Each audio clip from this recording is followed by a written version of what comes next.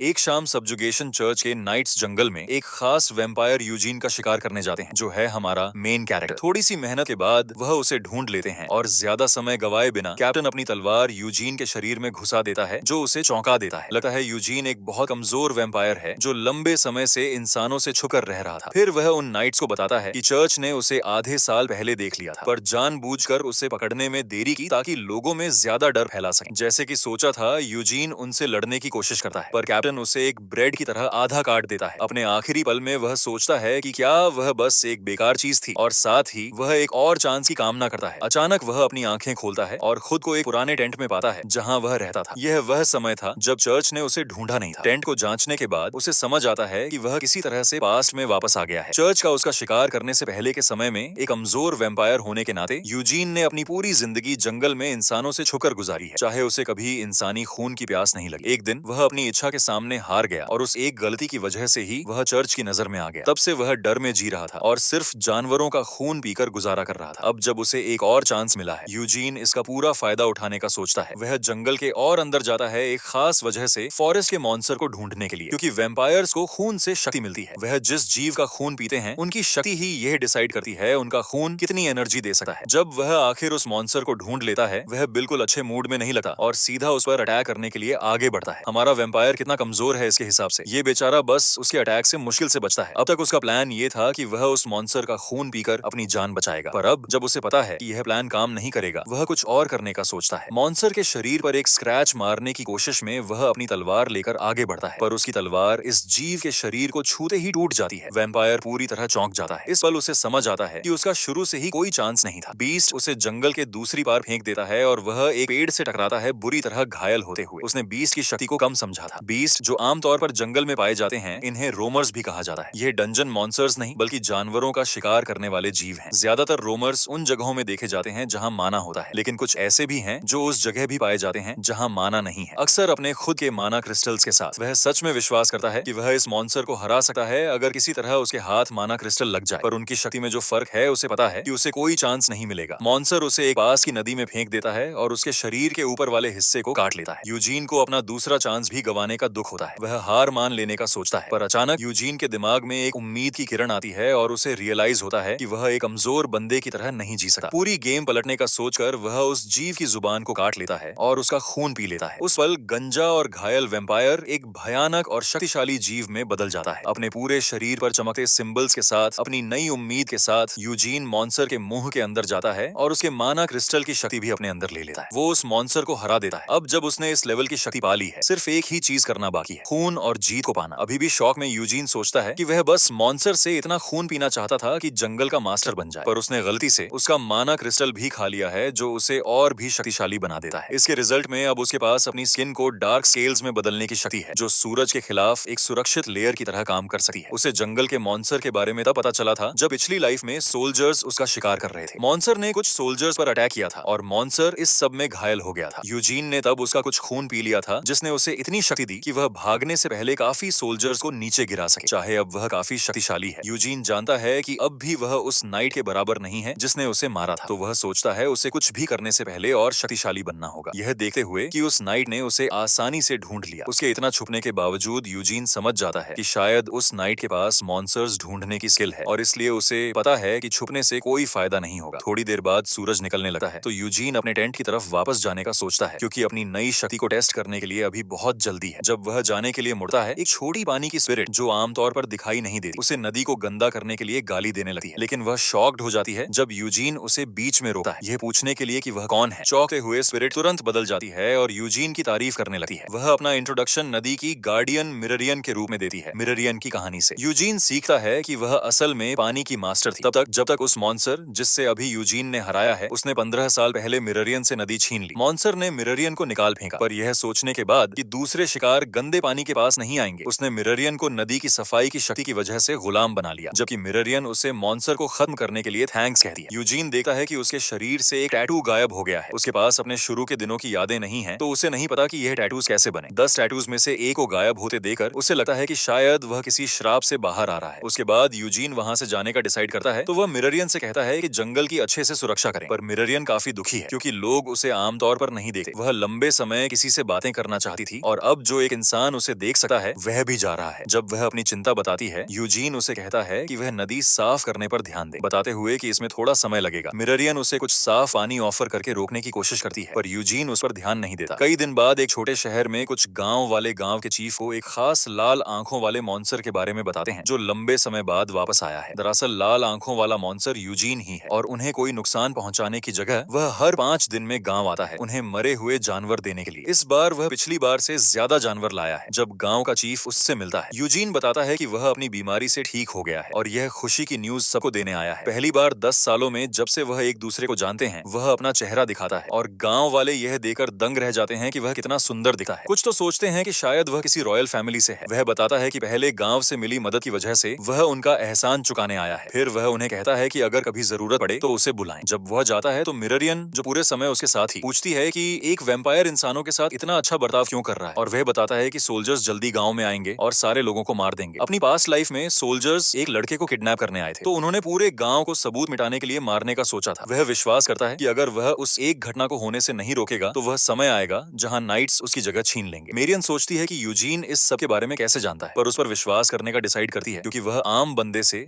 बहुत आगे लगता है। अचानक वह सोल्जर्स के एक ग्रुप से टकराते हैं जो यूजीन को एक गांव वाला समझ लेते हैं, इस डर से कि वह बाकी लोगों को उनके आने के बारे में बता देगा। एक आदमी उसे मारने के लिए आगे बढ़ता है, पर यूजीन आसानी से सिर्फ अपने हाथों से उसका सर काट उड़ाता है। यूजीन जानता है कि उसे गांव के लोगों का ट्रस्ट जीतना है, पर अभी उसके पास एक ज्यादा जरूरी काम है, अपनी नई शक्तियों को टेस्ट करना। जंगल में सोल्जर्स ग्रुप के सामने खड़े यूजीन सोचता है कि यह उसकी शक्तियों को टेस्ट करने का सबसे अच्छा समय है। यह देखकर कि यूजीन ने आसानी से उनमें से एक को अपने हाथों से मार डाला, सोल्जर्स को समझ आता है कि वह एक वैम्पायर है, क्योंकि वैम्पायर्स पर चर्च की तरफ से रिवॉर्ड रखा गया है। लोग उसे रिवॉर्ड के लिए जिंदा पकड़ने का सोचते हैं, लेकिन जब उनमें से कुछ इस काम के लिए यूजीन पर अटैक करते हैं, उनका हाल भी पहले वाले सोल्जर की तरह होता है। अब यह जानते हुए कि वह कोई आम वैम्पायर नहीं है, सोल्जर्स उसे मारकर उसका सर वापस ले जाने का सोचते हैं, जबकि उनमें से कुछ अपने भयानक वेपन्स के साथ उसकी तरफ बढ़ते हैं। यूजीन बिना किसी दिक्कत के उन्हें आसानी से मार देता है। बाकी सोल्जर्स को डराते हुए फिर रात का अंधेरा फैलने लगता है और यूजीन सोचता है कि बाकी सोल्जर्स का भी काम तमाम है। उस रात यूजीन गांव वालों को सोल्जर्स की लाशों तक ले जाता है। जब वह पूछते हैं कि क्या यह सब उसने किया, तो वह बताता है कि उसे वापस जाते हुए यह लाशें मिली थी। फिर वो उन्हें कुछ वुल्फ्स की डेड बॉडीज दिखाता है और इस पूरी घटना का जिम्मेदार इन वुल्फ्स को बना देता है। फिर वह उन्हें कहता है कि उसने कुछ वुल्फ्स को मार दिया, पर उनमें से बहुत से वुल्फ्स भाग गए। जब गांव वाले सोल्जर्स की लाशों की जांच करते हैं, उन्हें पंजों के निशान मिलते हैं, तो वह इस बात पर विश्वास कर लेते हैं कि इन्हें वुल्फ्स ने ही मारा है। यूजीन उन्हें कहता है कि बॉडीज को ऐसे खुले में छोड़ना अच्छा नहीं होगा, तो गांव वाले उन्हें गांव में वापस दबाने का सोचते हैं। जबकि मिररियन, जो पूरे समय वहां थी, सोचती है कि यूजीन अपनी इमेज बचाने करने और गांव वालों का भरोसा जीतने के लिए इतना उत्सुक क्यों है। वो कहता है कि अगर वह पहले चले गए होते तो इतना झूठ बोलने की जरूरत ही नहीं पड़ती। उसे याद आता है कि वुल्फ्स तब आए थे जब यूजीन ने सोल्जर्स को मार दिया था, तो उसने समय गवाए बिना वुल्फ्स को मारकर सोल्जर्स की मौत का इल्जाम उन पर डाल दिया। मिररियन सोचती है कि यूजीन के इतना सावधान होने के पीछे शायद कोई बड़ा प्लान है। थोड़ी देर बाद यूजीन गांव के चीफ को एक चिट्ठी देता है, जिसे वह कहता है कि उसे लाशों के पास से मिली। चिट्ठी चेक करते हुए चीफ कहता है कि यह सील सर टर्विन के घर का लगता है। जब वह इसे पढ़ता है तो वह यह जानकर शॉक्ड हो जाता है कि फेल्ड गांव वालों में से एक शायद सच में टर्विन का बेटा है। थोड़ी देर पहले जब ब्लैक वुल्फ दिखा था, बाकी सोल्जर्स को समझ आ चुकी थी कि भागने के लिए बहुत देरी हो गई है, तो उन्होंने आखिरी दम तक लड़ने का सोचा। एक एक करके अटैक करने की जगह उन सब ने एक साथ यूजीन पर अटैक करने का सोचा, पर जैसा सोचा था उनका भी वही हाल हुआ था। यूजीन ने एक आदमी को जानबूझकर बचा लिया था और उससे अपने सारे सवालों के जवाब निकलवाए। उस आदमी ने बताया कि उन्हें लॉर्ड टर्विन के बेटे का मारा विथल टर्विन ने भेजा था फेल्ड को किडनैप करने के लिए, ताकि उनका परिवार किसी बड़ी समस्या से बच सके। यूजीन जानता है कि विथल टर्विन कैसा इंसान है, तो वह पक्का कह सकता है कि उस जैसा नाइट कभी अपने सोल्जर्स को गांव वालों को मारने के लिए नहीं भेजेगा। वह फिर सोचता है कि शायद यह सोल्जर्स खुद की किसी वजह से गांव वालों को मारने आए होंगे। उसकी पिछली लाइफ में पूरे गांव के गायब होने की वजह से ही जांच शुरू हुई, जिससे वह वरथाल के हाथों मारा गया। सारी जरूरी जानकारी लेने के बाद उसने उस बंदे को भी मार दिया था और उसका शरीर बाकियों के साथ फेंक दिया। वुल्फ्स पर ध्यान देने से पहले जो पहले से इकट्ठे होने लगे थे, जब गांव वालों को समझ आता है कि उन्हें फेल्ड को टर्विन के कासल तक ले जाना है, वह घबरा जाते हैं, क्योंकि सोल्जर्स जिन्हें फेल्ड को वापस ले जाना था वह अब नहीं रहे। इस सब के बीच यूजीन फिर उन्हें कहता है कि उनकी जगह वह ये काम करने के लिए तैयार है। जब वह उसे कहते हैं कि उसे उनके लिए इतना कुछ करने की जरूरत नहीं, वह उन्हें कहता है कि ये कोई बड़ी बात नहीं। फिर वह उन्हें अपने बारे में सबसे बड़ा सीक्रेट बताने का सोचता है। उसका नाम जैन यूजीन है और वह असल में एक नाइट है। अभी भी जंगल में खड़े गांव वाले यह सुनकर चौंक जाते हैं कि यूजीन एक नाइट है। चाहे मेरियन काफी चिंतित है कि गांव वाले उसका झूठ पकड़ लेंगे, यूजीन बहुत रिलैक्स लगता है यह देखते हुए कि गांव वालों का क्या रिएक्शन था जब उन्हें पता चला कि फेल टर्विन का बेटा है। वह बता सकता है कि उन्होंने पहले कोई नोबल नहीं देखा। वह पूछते हैं कि वह सालों से सबसे छुप क्यों रहा है, सोचते हुए कि क्या यह कोई खास नाइट ट्रेनिंग है, पर यूजीन जवाब देता है कि कुछ खास हालात की वजह से उसे लोगों से दूर जाकर जंगल में रहना पड़ा। गांव वाले फिर सोचते हैं कि वह जंगल में इतने लंबे समय तक अकेले तबाही रह पाया क्योंकि वह एक बहुत स्किल्ड नाइट है। गांव का चीफ यूजीन की तारीफ करता है, पर उसे कहता है कि उनका गांव गरीब है और वह उस जैसे नाइट को कुछ नहीं दे सके। यूजीन कहता है कि उसे चिंता करने की जरूरत नहीं क्योंकि वह बस रात गुजारने के लिए जगह की मांग करता है। खुशी खुशी चीफ उसे अपने घर में रात बिताने का कहता है। अगली सुबह जब यूजीन उठता है, वह अपनी उंगलियों को डार्क स्केल्स से कवर करके सूरज की रोशनी में रखने का एक्सपेरिमेंट करता है। इससे वह जान पाता है कि सच में स्केल्स सूरज से सुरक्षा करते हैं, पर एक खास हद तक। जबकि मेरियन पूछती है कि उसके इतना झूठ बोलने के पीछे क्या प्लान्स हो सकते हैं, यूजीन बोलता है कि इंसान दूसरे इंसान पर उसकी बातों से ज्यादा उसके काम पर विश्वास करते हैं और यह उसे बहुत सी समस्याओं से बचाएगा। वो ये भी कहता है कि चाहे थोड़ा चांस है कि वह एक ना एक दिन सामने आ ही जाएगा, उसे सच में कोई फर्क नहीं पड़ता क्योंकि वह वैसे भी यहाँ से चला जाएगा। फिर वह अपने शरीर को पूरी तरह कवर करता है और यात्रा की तैयारी के लिए बाहर जाता है। फील्ड के साथ जाने से पहले गांव का चीफ यूजीन को एक नोट देता है टर्विन को देने के लिए, ताकि वह उन्हें गलत ना समझे। बच्चे के साथ निकलते हुए यूजीन कहता है कि वह उसे यूज करके एक असली नोबल बनेगा। जबकि वह आगे बढ़ते हैं, यूजीन काफी शॉक्ड होता है जब उसे पता चलता है कि फेल्ट पढ़ सकता है। फेल्ट बताता है कि चाहे उसकी मरी हुई माँ छोटे परिवार से थी और वह पढ़ी लिखी भी नहीं थी, उसने किसी तरह उसे पढ़ना सिखा दिया था। वो अब शॉक्ड है ये पता चलने पर कि शायद जिसने उसे सिखाया वह सर टर्विन थे। यूजीन इस अपॉर्चुनिटी का फायदा उठाकर फेलेट से कहता है कि उसे पढ़ना सिखा दे और फेलेट काफी चौंक जाता है क्योंकि पढ़ना नाइट्स के लिए बहुत जरूरी होता है। यूजीन फिर बताता है कि उसका परिवार बहुत पहले खत्म कर दिया गया था और यह पूरे समय चिट्ठियां नहीं थी जिन्होंने उसे जिंदा रखा, बल्कि एक तलवार थी। जैसा सोचा था, फेल्ड पूरी कहानी पर विश्वास कर लेता है और उसे और भी ज्यादा रिस्पेक्ट करने लगता है। फिर वह बताता है कि लोगों की फैलाई अफवाहों की वजह से उसे भी यूजीन पर शक होता था, पर अब वह अपनी खुद की आंखों से उसे जांचने की कोशिश करेगा, झूठी अफवाहों से नहीं। वह यूजीन को पढ़ना सिखाने के लिए मान जाता है ताकि उसे दूसरों के सामने एम्ब्रेस्ड ना होना पड़े। जबकि वह यूजीन से अपने बारे में और बताने को कहता है। दूर से एक तीर फेल्ड की तरफ चलाया जाता है। यूजीन की तेज स्किल्स की वजह से वह तीर को फेल्ड की आंख में लगने से ठीक पहले रोक लेता है। फिर पता चला है कि अटैक करने वाले डाकू थे, जबकि डाकू उन्हें डराने और लूटने की कोशिश करते हैं। यूजीन अपना आपा खो देता है और अपनी तलवार निकालकर एक के बाद एक का सर काट देता है। फेल्ड को पूरी तरह चौंका देते हुए डाकुओं से निपटने के बाद वह सोचता है कि इंसान अपने से कमजोर लोगों का शिकार करना क्यों पसंद करते हैं। फिर वह फेल्ड की तरफ मुड़ता है, पूछते हुए कि क्या वह पढ़ना सीखने के बाद इस चीज को समझ पाएगा। वह छोटे बच्चे का चेहरा पकड़ता है और उससे कहता है कि वह उसके बारे में जो चाहता है समझ सकता है, पर उसे विश्वास दिलाता है कि जब तक वह उसके साथ है उसको खून की एक बूंद भी नहीं छू सकती। अपनी यात्रा जारी रखते हुए यूजीन और फेल्ड एक मार्केट में पहुंचते हैं जहां वह कुछ लोगों को लालची व्यापारियों के द्वारा धोखा खाते देखते हैं। फेल्ड फिर यूजीन को बताता है कि कैसे गांव का चीफ इस सब को देकर हमेशा गुस्से में आ जाता है जब भी वह उसे मार्केट में साथ ले जाता है। फिर वह यूजीन को चेतावनी देता है कि अगर वह कुछ बेचना चाहता है तो सावधान रहे ताकि वह भी धोखा ना खा जाए। लेकिन यूजीन जो बिल्कुल कंगाल है, उसे पता है कि सावधान रहने के लिए उसके पास कुछ पैसे होने चाहिए। फिर वह कुछ ब्लैक वुल्फ लेदर को बेचने का सोचता है जो वह साथ लाया था। जब वह उन्हें एक शॉपकीपर को दिखाता है, वह आदमी खुश लगता है क्योंकि उस तरह का लेदर पाना और ऊपर से इतनी ज्यादा काफी मुश्किल होता है। शॉपकीपर यूजीन को जांचने के लिए उसे ध्यान से देखता है और यह देखने के बाद कि यूजीन यहाँ सिर्फ घूमने आया है, वह सोचता है कि इसे आसानी से धोखा दिया जा सकता है। वो आदमी यूजीन को कहता है कि लेदर बहुत खराब लग रही है और इस वजह से वह उसे सिर्फ 18 सिल्वर कॉइन्स देगा। जब वह यूजीन की आंखों में देखता है और उसकी तेज नजर नोटिस करता है, उसे अजीब सी वाइब्स आती हैं, तो वह उसे 23 सिल्वर कॉइन्स देने का सोचता है। यह प्रोसेस तब तक रिपीट होता रहता है जब तक वह आदमी लेदर के लिए 30 सिल्वर कॉइन्स देने के लिए मान नहीं जाता। अनजान यूजीन मान जाता है और वह डील कर लेते हैं। उसी शाम यूजीन, जिसने कपड़े बदल लिए हैं, आग के पास बैठकर एक कागज पर लेटर्स को घूर रहा है। मेरियन उसके कपड़ों की तारीफ करती है। यूजीन, जिसे समझ नहीं आया कि शॉपकीपर लेदर की प्राइस क्यों बढ़ाता गया, सोचता है कि शायद वह एक अच्छा इंसान था। मेरियन यूजीन को कहती है कि उसे और भी अच्छे कपड़े लेने चाहिए थे, पर यूजीन जवाब देता है कि उसे सिर्फ कुछ ऐसा चाहिए जो सूरज की रोशनी ब्लॉक करने में मदद कर सके। मिररियन फिर बीच में बोलती है, कहते हुए कि एक वैम्पायर के रूप में यूजीन को एक लग्जरी जिंदगी जीनी चाहिए, ना कि इस तरह के कपड़ों में घूमने वाली। मिररियन के पास जितनी जानकारी है, यूजीन सोचता है कि क्या मिररियन सच में सिर्फ एक नदी में रहती थी जैसे कि उसने बताया था। मिररियन फिर बताती है कि असल में वह स्पिरिट्स की दुनिया में थी और वहीं से उसने सब कुछ सीखा जो वह जानती है। फेल्ड थोड़ी देर बाद वहां आ जाता है और यूजीन से पूछता है कि वह किससे बात कर रहा है। मिररियन की पहचान छुपाते हुए यूजीन जवाब देता है कि वह खुद से बात कर रहा था। फेल्ड फिर अपने बर्ताव के लिए सॉरी बोलता है। दरअसल एक रैबिट की स्किन निकालते समय उसे वह घटना याद आ गई जब यूजीन ने उस दिन डाकुओं के सर काटे थे, जिसने उसे उल्टी करने पर मजबूर कर दिया। बैठने के बाद वह यूजीन को पढ़ना और लिखना सिखाना फिर से शुरू करता है। उसके तेज दिमाग की वजह से यूजीन पहले से ही कुछ वर्ड समझ गया है, पर अभी भी कुछ चीजें उसे कीड़े जैसी लगती हैं। वो फेल्ड से पूछता है कि क्या सीखना इतना आसान होता है, और फेल्ड जवाब देता है कि वह बस एक जीनियस है। फिर वह बताता है कि कैसे वह भी बहुत जल्दी सीखने जाता था जब उसकी माँ उसे सिखाती थी। यूजीन कहता है कि सिर्फ पढ़ना और लिखना जानना शायद फेल्ड फेल्ड के लिए एक रात में नोबल का बेटा बनने के लिए काफी नहीं होगा, और वह इस बात से एग्री करता है, जबकि फेल्ड मानता है कि उसने सच में उम्मीद नहीं की थी कि लॉर्ड अर्विन उसका इतने अच्छे से स्वागत करेगा। कुछ सोल्जर्स उन्हें बीच में रोकते हैं, जो पूछते हैं कि क्या वह उनके साथ कैंप कर सकते हैं, उनके हथियार और कपड़े देखते हुए। यूजीन बता सकता है कि वह असली सोल्जर्स हैं, उन सोल्जर्स से अलग जिन्हें उसने मारा था। जब वह लोग पूछते हैं कि वह कहाँ जा रहे हैं, यूजीन सोचता है कि झूठ बोलने से सिर्फ शक ही बढ़ेगा, तो वह उन्हें सच बता देता है। वह सोल्जर्स भी उसी तरफ जा रहे हैं। वह कैंप करने की जगह के बदले दारू, पानी और मीट ऑफर करते हैं, पर यूजीन शक किए बिना नहीं रह सका। जब कैप्टन और एक और सोल्जर ने अपना इंट्रोडक्शन दिया, यूजीन उन्हें कहता है कि वह एक नाइट है जो उन्हें चौंका देता है। रॉबिन उनमें से एक सोचता है कि शायद यूजीन झूठ बोल रहा है, तो वह उसे छेड़ता है, उसे मनवाने की कोशिश करते हुए कि वह सच में कौन है। उसके अकॉर्डिंग जो वह जानता है, नाइट्स के पास घोड़े और खास कवच होना चाहिए, और जैसा दिख रहा है यूजीन के पास कुछ भी नहीं है। ऊपर से वह यह भी कहता है कि उसने कभी उसके या उसके परिवार के बारे में नहीं सुना, क्योंकि यूजीन पहले से फेल्ड को बता चुका है कि वह एक नाइट है। वह सोचता है कि इस बात को बदलना बेवकूफी होगी। उसे पता है सोल्जर्स बस कैंप करने की जगह के लिए आए हैं, पर वह सोचता है कि अगर वह ऐसा बर्ताव करते रहे तो चीजें खराब हो जाएंगी। ऊपर से उनकी संख्या देखते हुए उसे पूरा विश्वास है कि वह उन सबको आसानी से मार सकता है। फिर वह आहिस्ता से अपनी तलवार की तरफ हाथ बढ़ाता है और एक बार फिर जरूरी काम करने की तैयारी करता है। जंगल में यूजीन रॉबिन को घूरता है, जो उस पर झूठा नाइट होने का इल्जाम लगा रहा है। वह सारे सोल्जर्स को मारने का सोचता है, पर जब वह अपनी तलवार की तरफ हाथ बढ़ाता है, पार्टे कैप्टन रॉबिन को पकड़ता है और एक पंच से उसे बेहोश कर देता है। यूजीन और फेल्ड इस बात से शॉक्ड है, पर पाठक यूजीन से रॉबिन के बर्ताव के लिए सॉरी बोलता है, उसके सामने झुकर और उसे सर कहते हुए, और यह उसके साथी सोल्जर्स को भी शॉक कर देता है। यूजीन उसे माफी कर देता है और उसे कहता है कि अपने ग्रुप के साथ बैठ जाए, जबकि पाठक खुशी से उसकी बात मान लेता है। यूजीन सोचता है कि उसे जल्दी से एक असली नाइट बनना होगा, बेकार के शक से बचने के लिए। थोड़ी देर बाद सोल्जर्स यूजीन की आग के थोड़ा पास ही एक और आग जलाते हैं। रॉबिन अचानक उठ जाता है और वह एक पल के लिए अपना नाम भी भूल जाता है और सोचता है कि वह कहाँ है। गुस्से में पाठक उसे बुद्धू कहता है और पूछता है कि वह बिना किसी डर के एक नाइट पर अटैक कैसे कर सकता है। वह उस बच्चे को सर पर मारकर समझाता है और कहता है कि वह सिर्फ उसकी वजह से जिंदा है। वह रॉबिन को डांटता है, जो यह समझ नहीं पाता कि कैप्टन को यूजीन से इतना डर क्यों लग रहा है। पाठक रॉबिन को कहता है कि उसे सिर्फ शक्ल देकर बंदे को जज नहीं करना चाहिए। पाठक रॉबिन को बताना शुरू करता है कि यूजीन ने लाइक्रोप लेदर पहना है, जिसकी कीमत कम से कम 10 सिल्वर कॉइन से ज्यादा। यह जानकर रॉबिन दंग रह जाता है कि यह उसकी पूरे महीने की कमाई कम से कम 3 गुना ज्यादा है। पाठक फिर बताता है कि उसने यूजीन को पहले पढ़ते देखा, तो पढ़ा लिखा होने की वजह से वह एक आम इंसान से ऊपर है। पाठक आगे कहता है कि कैसे यूजीन रॉबिन की गलती की वजह से अपनी तलवार निकालने वाला था और वह सब मार दिए जा सकते थे, या फिर उनमें से 2 सोल्जर्स बच सकते थे। यह सुनकर रॉबिन पाठक से पूछता है कि उसे यह कैसे पता, और पाठक उसे कहता है कि उसने देखा था कि यूजीन का राइट हाथ उसके कपड़ों में और उसका लेफ्ट फुट थोड़ा पीछे था। उस पोजीशन को देखकर उसे पता चल गया कि यूजीन अपनी तलवार चलाने में कितना स्किल्ड है, तो उसने जल्दी से कुछ करने का सोचा, रॉबिन का सर उड़ने से बचाने के लिए। रॉबिन फिर पाठक पर चिल्लाता है, कहते हुए कि पाठक उसे रोक सकता था। विश्वास न करते हुए पाठक सोचता है कि रॉबिन नहीं जानता नाइट्स सच में कितने शक्तिशाली होते हैं, तो वह उसे समझाता है कि नाइट कौन होता है। एक नाइट वो होता है जो एक पुराने परिवार में पैदा होता है, जो बचपन से तलवार चलाता है और अपनी पूरी जिंदगी ट्रेनिंग करता है, अपनी स्किल्स को अच्छा करते हुए प्रोफेशनली दूसरों से लड़ने के लिए। वो खुशी से डंजन्स में जाते हैं मॉन्स्टर्स को मारने के लिए, और फिर वापस आते हैं इंसानों को काटने के लिए, जबकि साथ में मिलिट्री अचीवमेंट्स जमा करते हैं। वह असल में नोबल्स के द्वारा जाने जाते हैं और उन्हें ऑफिशियली नाइट्स बना दिया जाता है। पाठक उसे कहता है कि नाइट होने का नाटक करना एक बड़ा अपराध है, पर जो और भी बुरा है वो ये कि अगर यूजीन झूठ बोल रहा है तो वह कोई आम बंदा नहीं हो सकता, क्योंकि इसका मतलब है कि उसे अपनी स्किल्स पर बहुत विश्वास है। सिर्फ बहुत कम लोग नाइट बनने के लिए चुने जाते हैं, तो यूजीन के लिए जो इतना जवान दिखता है और खुद को एक नाइट बताता है, नाटक करने से अच्छा है कि वह सब सच बता दे। चिंतित रॉबिन पाठक से पूछता है कि क्या यूजीन उससे ज्यादा शक्तिशाली है, और पाठक को लगता है कि ऐसा ही है। फिर वह कहता है कि यूजीन डर्विन के कासल की तरफ जा रहा है, तो उसके जाने की यह वजह हो सकती है कि वह पास के डंजन को एक्सप्लोर करना चाहता है, ये सोचकर कि वह एक ही जगह जा रहे हैं। पाठक जानता है कि वह यूजीन से मिलेगा। यूजीन जो के तहत तेता थे, जो चुके से उनकी बातें सुन रहा था, सीखता है कि नाइट का टाइटल कितना भारी होता है। वह टीम को जांचता है और देखता है कि वह अच्छे से ट्रेंड किए गए सोल्जर्स हैं, तो वह सोचता है कि डर्विन परिवार ने उन निकम्मे लोगों को क्यों हायर किया जब ज्यादा अच्छे लोग थे। यूजीन को यह थोड़ा अजीब लगता है, पर वह इसे इग्नोर करता है और पाठक और रॉबिन के पास जाता है उनसे पूछने के लिए कि क्या वह उसके साथ यात्रा करेंगे, क्योंकि वह एक ही जगह जा रहे हैं। रॉबिन और पाठक ये देकर अंधे हो जाते हैं कि यूजीन कितना सुंदर दिखता है, और वह उसकी ऑफर मान लेते हैं। अगली सुबह वह मार्टेला पहुंचते हैं, टर्विन के इलाकों में से। जब वह शहर से गुजरते हैं, यूजीन देखता है कि क्योंकि उसका नाइट वाला भेस अभी भी काम कर रहा है, वह उस जगह पर पहुंचने से पहले कुछ काम की जानकारी ले सकता है। जिस बात की उसे चिंता है वह ये है कि टर्विन पहुंचने के बाद क्या होगा। अचानक मिरेरियन सामने आती है और उसे बताती है कि वह सोल्जर्स से लॉर्ड टर्विन के बारे में जानकारी ले आई है। दरअसल बूढ़े आदमी की सेहत इतनी खराब है कि वह किसी भी पल मर सकता है। साथ ही एक नया डंजन है जो कुछ समय पहले ही इस इलाके में खुला है, जो अगर वह साफ कर ले तो वह बहुत पैसा कमा सकते हैं। पर उस परिवार के पास ना पैसा है ना सोल्जर्स, तो वह डंजन को एक्सप्लोरेशन के लिए नहीं खोल सकते। मेरियन जो फेल्ड के बारे में चिंतित है। पूछती है कि उसके साथ क्या होगा अगर टर्विन का लॉर्ड मर गया, क्योंकि बच्चा अनाथ हो जाएगा और अपने से शक्तिशाली लोगों का शिकार बन सकता है। पर वह यह देखकर चौंक जाती है कि यूजीन को कोई फर्क नहीं पड़ता। यूजीन फेल्ड की तरफ वापस देखता है और सोचता है कि क्या फेल्ड को इसीलिए बुलाया गया क्योंकि उसका फादर उसे मरने से पहले उसे देखना चाहता है। वह नोट करता है कि उस पल से उनकी किस्मत बदलने वाली है। थोड़ी देर बाद वह रोज कासल पहुंचते हैं जो टर्विन परिवार का है। वह देखते हैं कि जगह कितनी बड़ी है और मिरेरियन यूजीन को कहती है कि वह जल्दी से अमीर बने ताकि वह भी ऐसे कासल में रह सके। कासल गेट पर पहुंचने पर कमारा टर्विन सबसे बड़ा बेटा उन्हें रोकता है और उनका काम पूछता है। पर्टेक अपने आदमियों का कमारा से इंट्रोडक्शन कराता है, कहते हुए कि वह पाइलिंग कंपनी के द्वारा भेजे गए सोल्जर्स हैं। जब कमारा को पता चलता है कि सोल्जर्स उनका सामान लाए हैं, वह उन्हें अंदर जाने देता है और उन्हें सामान उतारने को कहता है। यूजीन दूसरी तरफ उनसे अलग चलता है तो कमारा पूछता है कि वह कौन है और यूजीन अपना इंट्रोडक्शन एक नाइट के रूप में देता है जो कमारा को शॉक कर देता है। पर उसे अपना काम बताने से पहले एक और आवाज कमारा को गुस्से से बुलाती है उसका काम छीनने के लिए। यूजीन उस आवाज को तुरंत पहचान लेता है और वेथल को देखता है, वैम्पायर हंटिंग यूनिट का कमांडर जिसने पिछली लाइफ में उसका घर ढूंढा था और उसे मार डाला था। कासल के गेट पर वेथल अपने भाई से पूछता है कि वह उसका काम क्यों कर रहा है। फिर कमारा उसे याद दिलाता है कि बड़ा कौन है और उसे जो करना है करने के लिए किसी की परमिशन की जरूरत नहीं, जबकि भाई लड़ रहे हैं। यूजीन वेथराल को ब्रोसेडविन के चीफ की चिट्ठी दिखाता है, पर वेथॉल की चिट्ठी पकड़ने से पहले यूजीन उसे कमारा को दे देता है। कमारा उसे पढ़ता है और उसे पता चला है कि कैसे फेल्ड को लाने भेजे गए सोल्जर्स वुल्फ्स के द्वारा मार दिए गए। उसे पता चलता है फेल्ड उनके फादर का तीसरा बेटा है और उनका नया भाई भी। वो फेल्ड से आराम से मिलता है, कहते हुए कि उनके डैड उसका इंतजार कर रहे थे। वेथराल के लिए वह बच्चे को गुस्से से घूरता है और फिर अपने आदमियों को आर्डर देता है कि फेल्ड को अंदर ले जाएं और उसे दूसरे कपड़े दें। फेल्ड चौंक जाता है जब एक गार्ड उसे पकड़ता है और अंदर ले जाता है जब वेथरल गुस्से में चला जाता है। यूजीन उसे रुकने को कहता है और अपने रिवॉर्ड के बारे में बात करना चाहता है। वह वेथल से कासल के लॉर्ड से मिलने की परमिशन मांगता है, पर वेथल गुस्से से मना कर देता है। वो यूजीन को कहता है कि उनके फादर ठीक नहीं है तो वह उसे सोने के सिक्के देगा और कहता है कि यूजीन वहां से चला जाए। यूजीन बताता है कि उसने कासल तक पहुंचने के लिए कितनी मेहनत की, पर वेथराल उसे घूरता है, उससे कहते हुए कि ये सब बताने की जरूरत नहीं है। उम्मीद से हटकर कमारा उसको फादर से मिलवाने के लिए मान जाता है। उसको ये कोई बड़ी बात नहीं लगती क्योंकि वह फेल्ड को अपने फादर से मिलवाने वाले हैं, तो यूजीन के उन्हें देखने में कोई समस्या नहीं है। वेथराल मना करता है, कहते हुए कि उनके फादर दिन में नहीं उठते और एक अनजान आदमी के लिए उन्हें देखना सही नहीं होगा। यह कमारा को उसे छेड़ने पर मजबूर करता है, उसे याद दिलाते हुए कि घर का बड़ा कौन है। फिर वह यूजीन से सॉरी बोलता है, कहते हुए कि वह वेथराल के दिए स्केड्यूल को देखते हुए उनके फादर से नहीं मिल सका। इसके साथ वह यूजीन को जाने का कहता है और फेल्ड को अंदर ले जाता है। यूजीन समझता है कि कमारा का शुरू से ही उसे अपने फादर से मिलने देने का कोई इरादा नहीं था। अचानक एक लंबा आदमी कई आदमियों को उठाए वेथराल को आवाज देता है और आदमियों को जमीन पर ऐसे फेंक देता है जैसे आलू की बोरी हो। वो शॉक्ड नोबल को बताता है कि आदमियों को ट्रेनिंग करने की जगह गांव वालों से चोरी करते पकड़ा गया तो वह उन्हें उसके पास लाया। फिर वह वेथराल से परमिशन मांगता है कि उनमें से एक को मार दे दूसरों को डराने के लिए। वेथराल जो नहीं चाहता कि यूजीन उसके घर के मामलों के बारे में जाने, उस बड़े आदमी को अंदर जाने को कहता है उससे बात करने के लिए। पार्टिक पीछे से देखता है और यूजीन को कहता है कि वह बड़ा आदमी एक नाइट है जिसका नाम गैल्फ्रेडिक है। पार्टिक गॉल्फ्रेडिक को उस नाइट के रूप में जानता है जिसने एवरग्रो परिवार के टूर्नामेंट में तीसरी जगह ली थी। उस दिन नाइट ने अपनी विशाल शक्ति और स्किल्स से 1000 से ज्यादा लोगों को हरा दिया था। कंफ्यूज्ड यूजीन सोचता है कि गिलफ्रेडिक जैसा नाइट अर्विन में क्या कर रहा है और पाठक सोचता है कि शायद उसका नए बनने वाले डंजन से कुछ लेना देना है। पाठक कहता है कि एक नाइट के लिए सफलता से एक डंजन खोलना एक बड़ी बात है, चाहे यह कासल से दूर हो, क्योंकि डंजन खोलना बहुत मुश्किल है और बहुत लोग इसमें अपनी जान गंवाते हैं। पाठक सोचता है कि गॉल्फ्रेडिक डंजन को आगे बढ़ने के लिए यूज करने का सोच रहा है किसी बड़े परिवार के द्वारा हायर होने के लिए। पाठक को सुनने के बाद यूजीन कहता है कि पाठक का काम खत्म हो गया है तो वह उसे हायर करने की ऑफर करता है। उस शाम कमारा वेथल और गॉल्फ्रेडिक को उन सोल्जर्स को पनिश करते देखता है जिन्होंने पहले गांव वालों से चोरी की थी। कमारा वादा करता है कि वह इस बार डंजन खोलेगा। वह देखता है कि कैसे वेथराल सक्सेसर बनने के पीछे लगा हुआ है जब से उनके फादर बीमार हुए हैं। कमारा नोट करता है कि वेथराल भी डंजन खोलने की कोशिश कर रहा है क्योंकि यही वजह होगी कि वह गॉल्फ्रेडिक को लेकर आया है। वह सोचों में खो जाता है कि डंजन खोलने में मदद के लिए किसे काम पर रखे। कमारा अपने दरवाजे पर आवाज सुनता है। उसका नौकर फिर उसे कहता है कि यूजीन उससे मिलना चाहता है। वह शॉक्ड हो जाता है कि यूजीन अभी भी यहाँ है। कमारा उसे अंदर आने देता है। जैसे ही यूजीन अंदर आता है, कमारा उसे बैठने को कहता है और उसे विश्वास दिलाता है कि फेल्ड सुरक्षित हाथों में है। वो यूजीन से वादा करता है कि उनके फादर उसे रिवॉर्ड देंगे जैसे ही वह उठेंगे। कमारा फिर यूजीन को उस समय चिट्ठी देने के लिए थैंक्स कहता है और यूजीन उसे कहता है कि यह साफ है क्योंकि उसका काम सिर्फ लॉर्ड के साथ है। तो वह चौंक गया था जब एक तीसरा बंदा बीच में आया खुशी से। कमारा उसे पूछता है कि वह क्या चाहता है, विश्वास करते हुए कि यूजीन लॉर्ड से मिलना चाहता है। यूजीन कहता है कि यह उसके लिए बहुत जरूरी है, पर फिर एक ऑफर रखता है। वो कमारा से कहता है कि उसे डंजन रेड में आने दे। कमारा इस बात से हैरान होता है और वह पागलों की तरह हंसने लगता है। वह यूजीन को एक इंटरेस्टिंग बंदा कहता है और यूजीन के कपड़ों को जांचने के बाद उसे याद आता है कि यूजीन ने खुद को नाइट कहा था और जो उसने सुना वो ये है कि यूजीन ने एक डंजन रेड में लगभग 5 डाकुओं को मारा था। कमारा फिर उससे पूछता है कि वह रेड में क्यों आना चाहता है और क्या वह यह अपना नाम बनाने के लिए कर रहा है। यूजीन आगे झुका है और कमारा को कहता है कि इस ऑफर से उसे कोई नुकसान नहीं होगा क्योंकि वह सिर्फ 100 सिल्वर कॉइन्स और डंजन लूट का आधा हिस्सा चाहता है मॉस्टॉन्स को छोड़कर। उसे सुनने के बाद कमारा कहता है कि उसको यूजीन का इतना कम रिवॉर्ड मांगने पर और शक हो रहा है। यूजीन फिर बात उसी पर ले आता है, उसे याद करवाकर कि इस समय मुश्किल में कमारा है, यूजीन नहीं। कमारा के ऑफिस में यूजीन उसे ऑफर देता है, जबकि कमारा उसे जांचता है। यूजीन के कपड़ों की हालत देखकर कमारा सोचता है कि यूजीन एक आवारा नाइट होगा जिसके पास कोई परिवार नहीं है। कमारा जानता है कि कैसे कुछ नाइट्स नाम बनाने के लिए लड़ते हैं, तो वह यूजीन को उनमें से एक मानता है क्योंकि यूजीन ज्यादा मांग नहीं कर रहा। जब यूजीन कमारा को याद दिलाता है कि कमारा को किसी भरोसेमंद शख्स की जरूरत है, कमारा शॉक्ड है यह जानकर कि यूजीन ने उसके बारे में इतना कुछ जान लिया है और वह कितना स्मार्ट है यह जानने के लिए कि किस समय कौन सी बात करनी है। वह स्माइल करता है जब उसे पता चलता है कि यूजीन ज्यादातर नाइट से बिल्कुल अलग है, तो वह यूजीन की डील एक्सेप्ट कर लेता है। कमारा के हाथ को देखते हुए यूजीन पाठक को याद करता है जिसने उसे जानकारी दी थी कि मोनोक्रिस्टल्स को साफ करना कितना मुश्किल है और उन्हें करने के लिए कितने ज्यादा पैसे चाहिए। पाठक ने यूजीन से वादा किया था कि वह उसे एक ट्रेडिंग कंपनी से मिलवाएगा जो मोनोक्रिस्टल बाय प्रोडक्ट्स बेचने में मदद करेगी। पाठक ने यूजीन को कहा था कि वह बस कमारा को कह दे कि वह सिर्फ बाय प्रोडक्ट्स लेगा और ऐसे कमारा के पास ऑफर मानने के अलावा कोई चॉइस नहीं होगी। थोड़ी देर बाद वेथल अपने भाई के एक और नाइट को डंजन रेड में भेजने की खबर सुनता है तो वह इसे बेकार समझता है। गैल्फ्रेडिक फिर बताता है कि डंजन्स कितने खतरनाक होते हैं, तो वह वेथाल को कहता है कि वह इसके खिलाफ है अगर नाइट कोई बेकार शख्स है। वेथाल बताता है कि वह भी ऐसा ही सोचता है क्योंकि उसे लगता है कमारा के पास कोई कनेक्शंस नहीं है एक अच्छा नाइट पाने के लिए, क्योंकि वह पड़ोसी नोबल्स के साथ अच्छे से नहीं मिलता, ना ही उसके पास बड़ा नेटवर्क है। ये देखते हुए कि उन दोनों की सोच एक जैसी है, वेथल गैल्फ्रेडिक से कहता है कि वह नाइट को बता दे कि वह उसके बारे में कैसा सोचते हैं। जब गैल्फ्रेडिक सोचता है कि वेथल काम उसके ऊपर क्यों डाल रहा है, वह आने की आवाज सुनते हैं और थोड़ी देर बाद कमारा दिखाई देता है। फिर वह यूजीन को अपने नए नाइट के रूप में उनसे मिलवाता है जो सोल्जर्स के साथ काम करेगा और डंजन सब एजुकेशन पार्टी के साथ जाएगा। यूजीन को फिर से देकर सरप्राइज्ड और उस स्क्वाड को देकर जिसे यूजीन लीड करने का प्लान बना रहा है। वेथराल अपने भाई को कहता है कि वह किसी ऐसे को हायर नहीं कर सकते जिसके परिवार और शक्ति का कुछ पता नहीं है। कमारा एग्री करता है कि उसे यूजीन के बारे में कुछ नहीं पता, पर फिर वह वेथराल को कहता है कि उसे यूजीन की स्किल्स पर पूरा विश्वास है। वो अपने सरप्राइज्ड भाई को बताना शुरू करता है कि उसने सुना है यूजीन ने सिर्फ एक छोटी तलवार से उस डाकुओं के ग्रुप को मार दिया जो उनके इलाके में इतने समय से गुंडों की तरह फिर रहे थे। जैसे ही कमारा यूजीन की तारीफें कर रहा होता है, गैल्फ्रेडिक एक हथियार यूजीन की तरफ फेंकता है, पर यूजीन उसे आखिरी पल में रोक लेता है। सब इस अचानक होने वाली घटना से चौंक जाते हैं। गैल्फ्रेडिक फिर अपने बर्ताव के लिए सॉरी बोलता है। वो यूजीन के पास जाता है और कहता है कि लगता है कि यूजीन काफी सुरक्षित जगह पर बड़ा हुआ है क्योंकि उस पर ना तो कोई घाव है और ना ही धूप लगने का निशान। फिर वह यूजीन से पूछता है कि क्या वह उसकी स्किल्स टेस्ट कर सकता है। कुछ पल बाद दोनों नाइट्स एक एरिना में और लड़ाई के बारे में सुनकर शहर के लोग जल्दी से गल्फ्रेडे को देखने के लिए वहां पहुंचते हैं। वो आदमी जो न सिर्फ एक नाइट्स टूर्नामेंट में तीसरे नंबर पर आया बल्कि यह भी अफवाहें हैं कि वह अपने हाथों से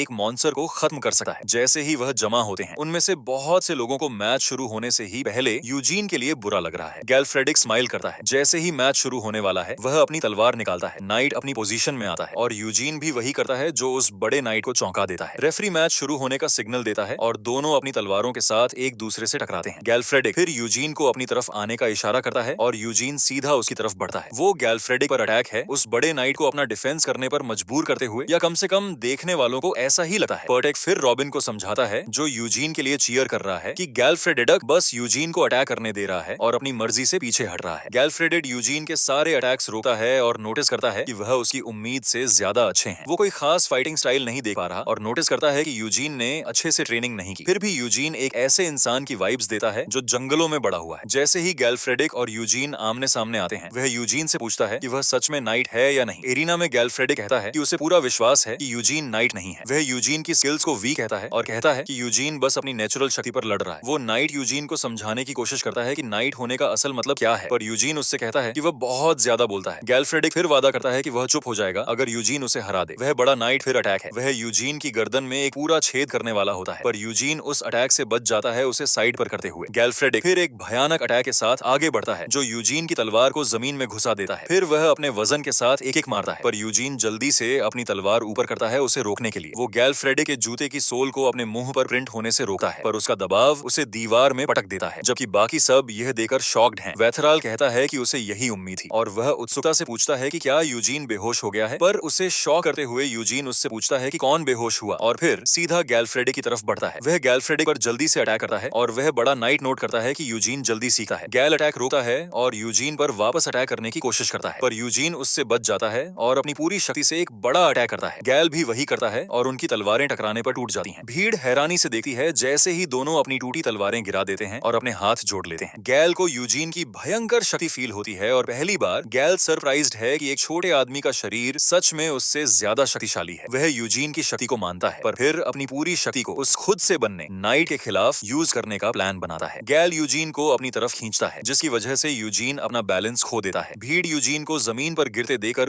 पूरी तरह दंग रह जाती है और वह देखते हैं जैसे गैल यूजीन को पंच मारने के लिए आगे बढ़ता है, जैसा किसी ने सोचा नहीं था। यूजीन वापस अपने पैरों पर खड़ा हो जाता है और फिर गैल को अपने पास खींचता है, जिसकी वजह से वह बड़ा बंदा भी अपना बैलेंस खो देता है। फिर वह उस बड़े नाइट को पंच मारता है। गैल, जो पहले से यूजीन की सीखने की स्पीड को समझ चुका है, सोचता है कि यह कहां से आया। वह उसका हाथ अपनी तरफ आते देखता है और मानता है कि यह उसकी गलती है। तुरंत ही यूजीन अटैक करता है। यह उस बड़े बंदे को भीड़ की दूसरी पार फेंकता है और दूर की दीवार में पटक देता है, जिसकी वजह से गैल बेहोश हो जाता है। शॉक्ड रेफरी यूजीन की जीत की घोषणा करता है और पूरी भीड़ चिल्लाने लगती है। एक अनजान बंदे को गैलफ्रेडिक से जीते देखकर खुश होने वालों में रॉबिन यूजीन की तारीफ करता है, उसे सोल्जर्स का ग्रेट नाइट कहते हुए। पाठक बस देखता है कि कैसे वही रॉबिन, जो पहले यूजीन को पसंद नहीं करता था, अब उसकी तारीफ कर रहा है। कुछ समय बाद गैल एक ज़ॉम्बी की तरह उठता है और यूजीन के पास चलकर आता है। सब जिसकी उम्मीद करते हैं उसके बिल्कुल उलट। वो यूजीन का हाथ ऊपर करता है और सबको कहता है कि उसके लिए तालियां बजाएं। भीड़ कंट्रोल से बाहर हो जाती है। एक ही नाम चिल्लाते हुए जैन यूजीन सब खुशी मनाते हैं, पर वेथराल इस सब से गुस्सा है। यूजीन नोट करता है कि उस रात से लोगों का बर्ताव उसके साथ बहुत बदल गई। अगले दिन जबकि कमारा यूजीन से पूछता है कि क्या वह कल रात सही से सोया, मेड्स यूजीन को प्यार भरी आंखों से घूरती है। कमारा नोट करता है कि यूजीन ने वह सारे गिफ्ट्स लेने से मना कर दिया जो उसने उसे भेजे थे। अचानक रॉबिन तूफान की तरह वहां आता है। यूजीन को ढूंढते हुए वह उसके सामने झुकता है और पूछता है कि क्या यूजीन ने उसे बुलाया। कमारा रॉबिन का इतना अच्छा बर्ताव देखता है और कहता है कि उसे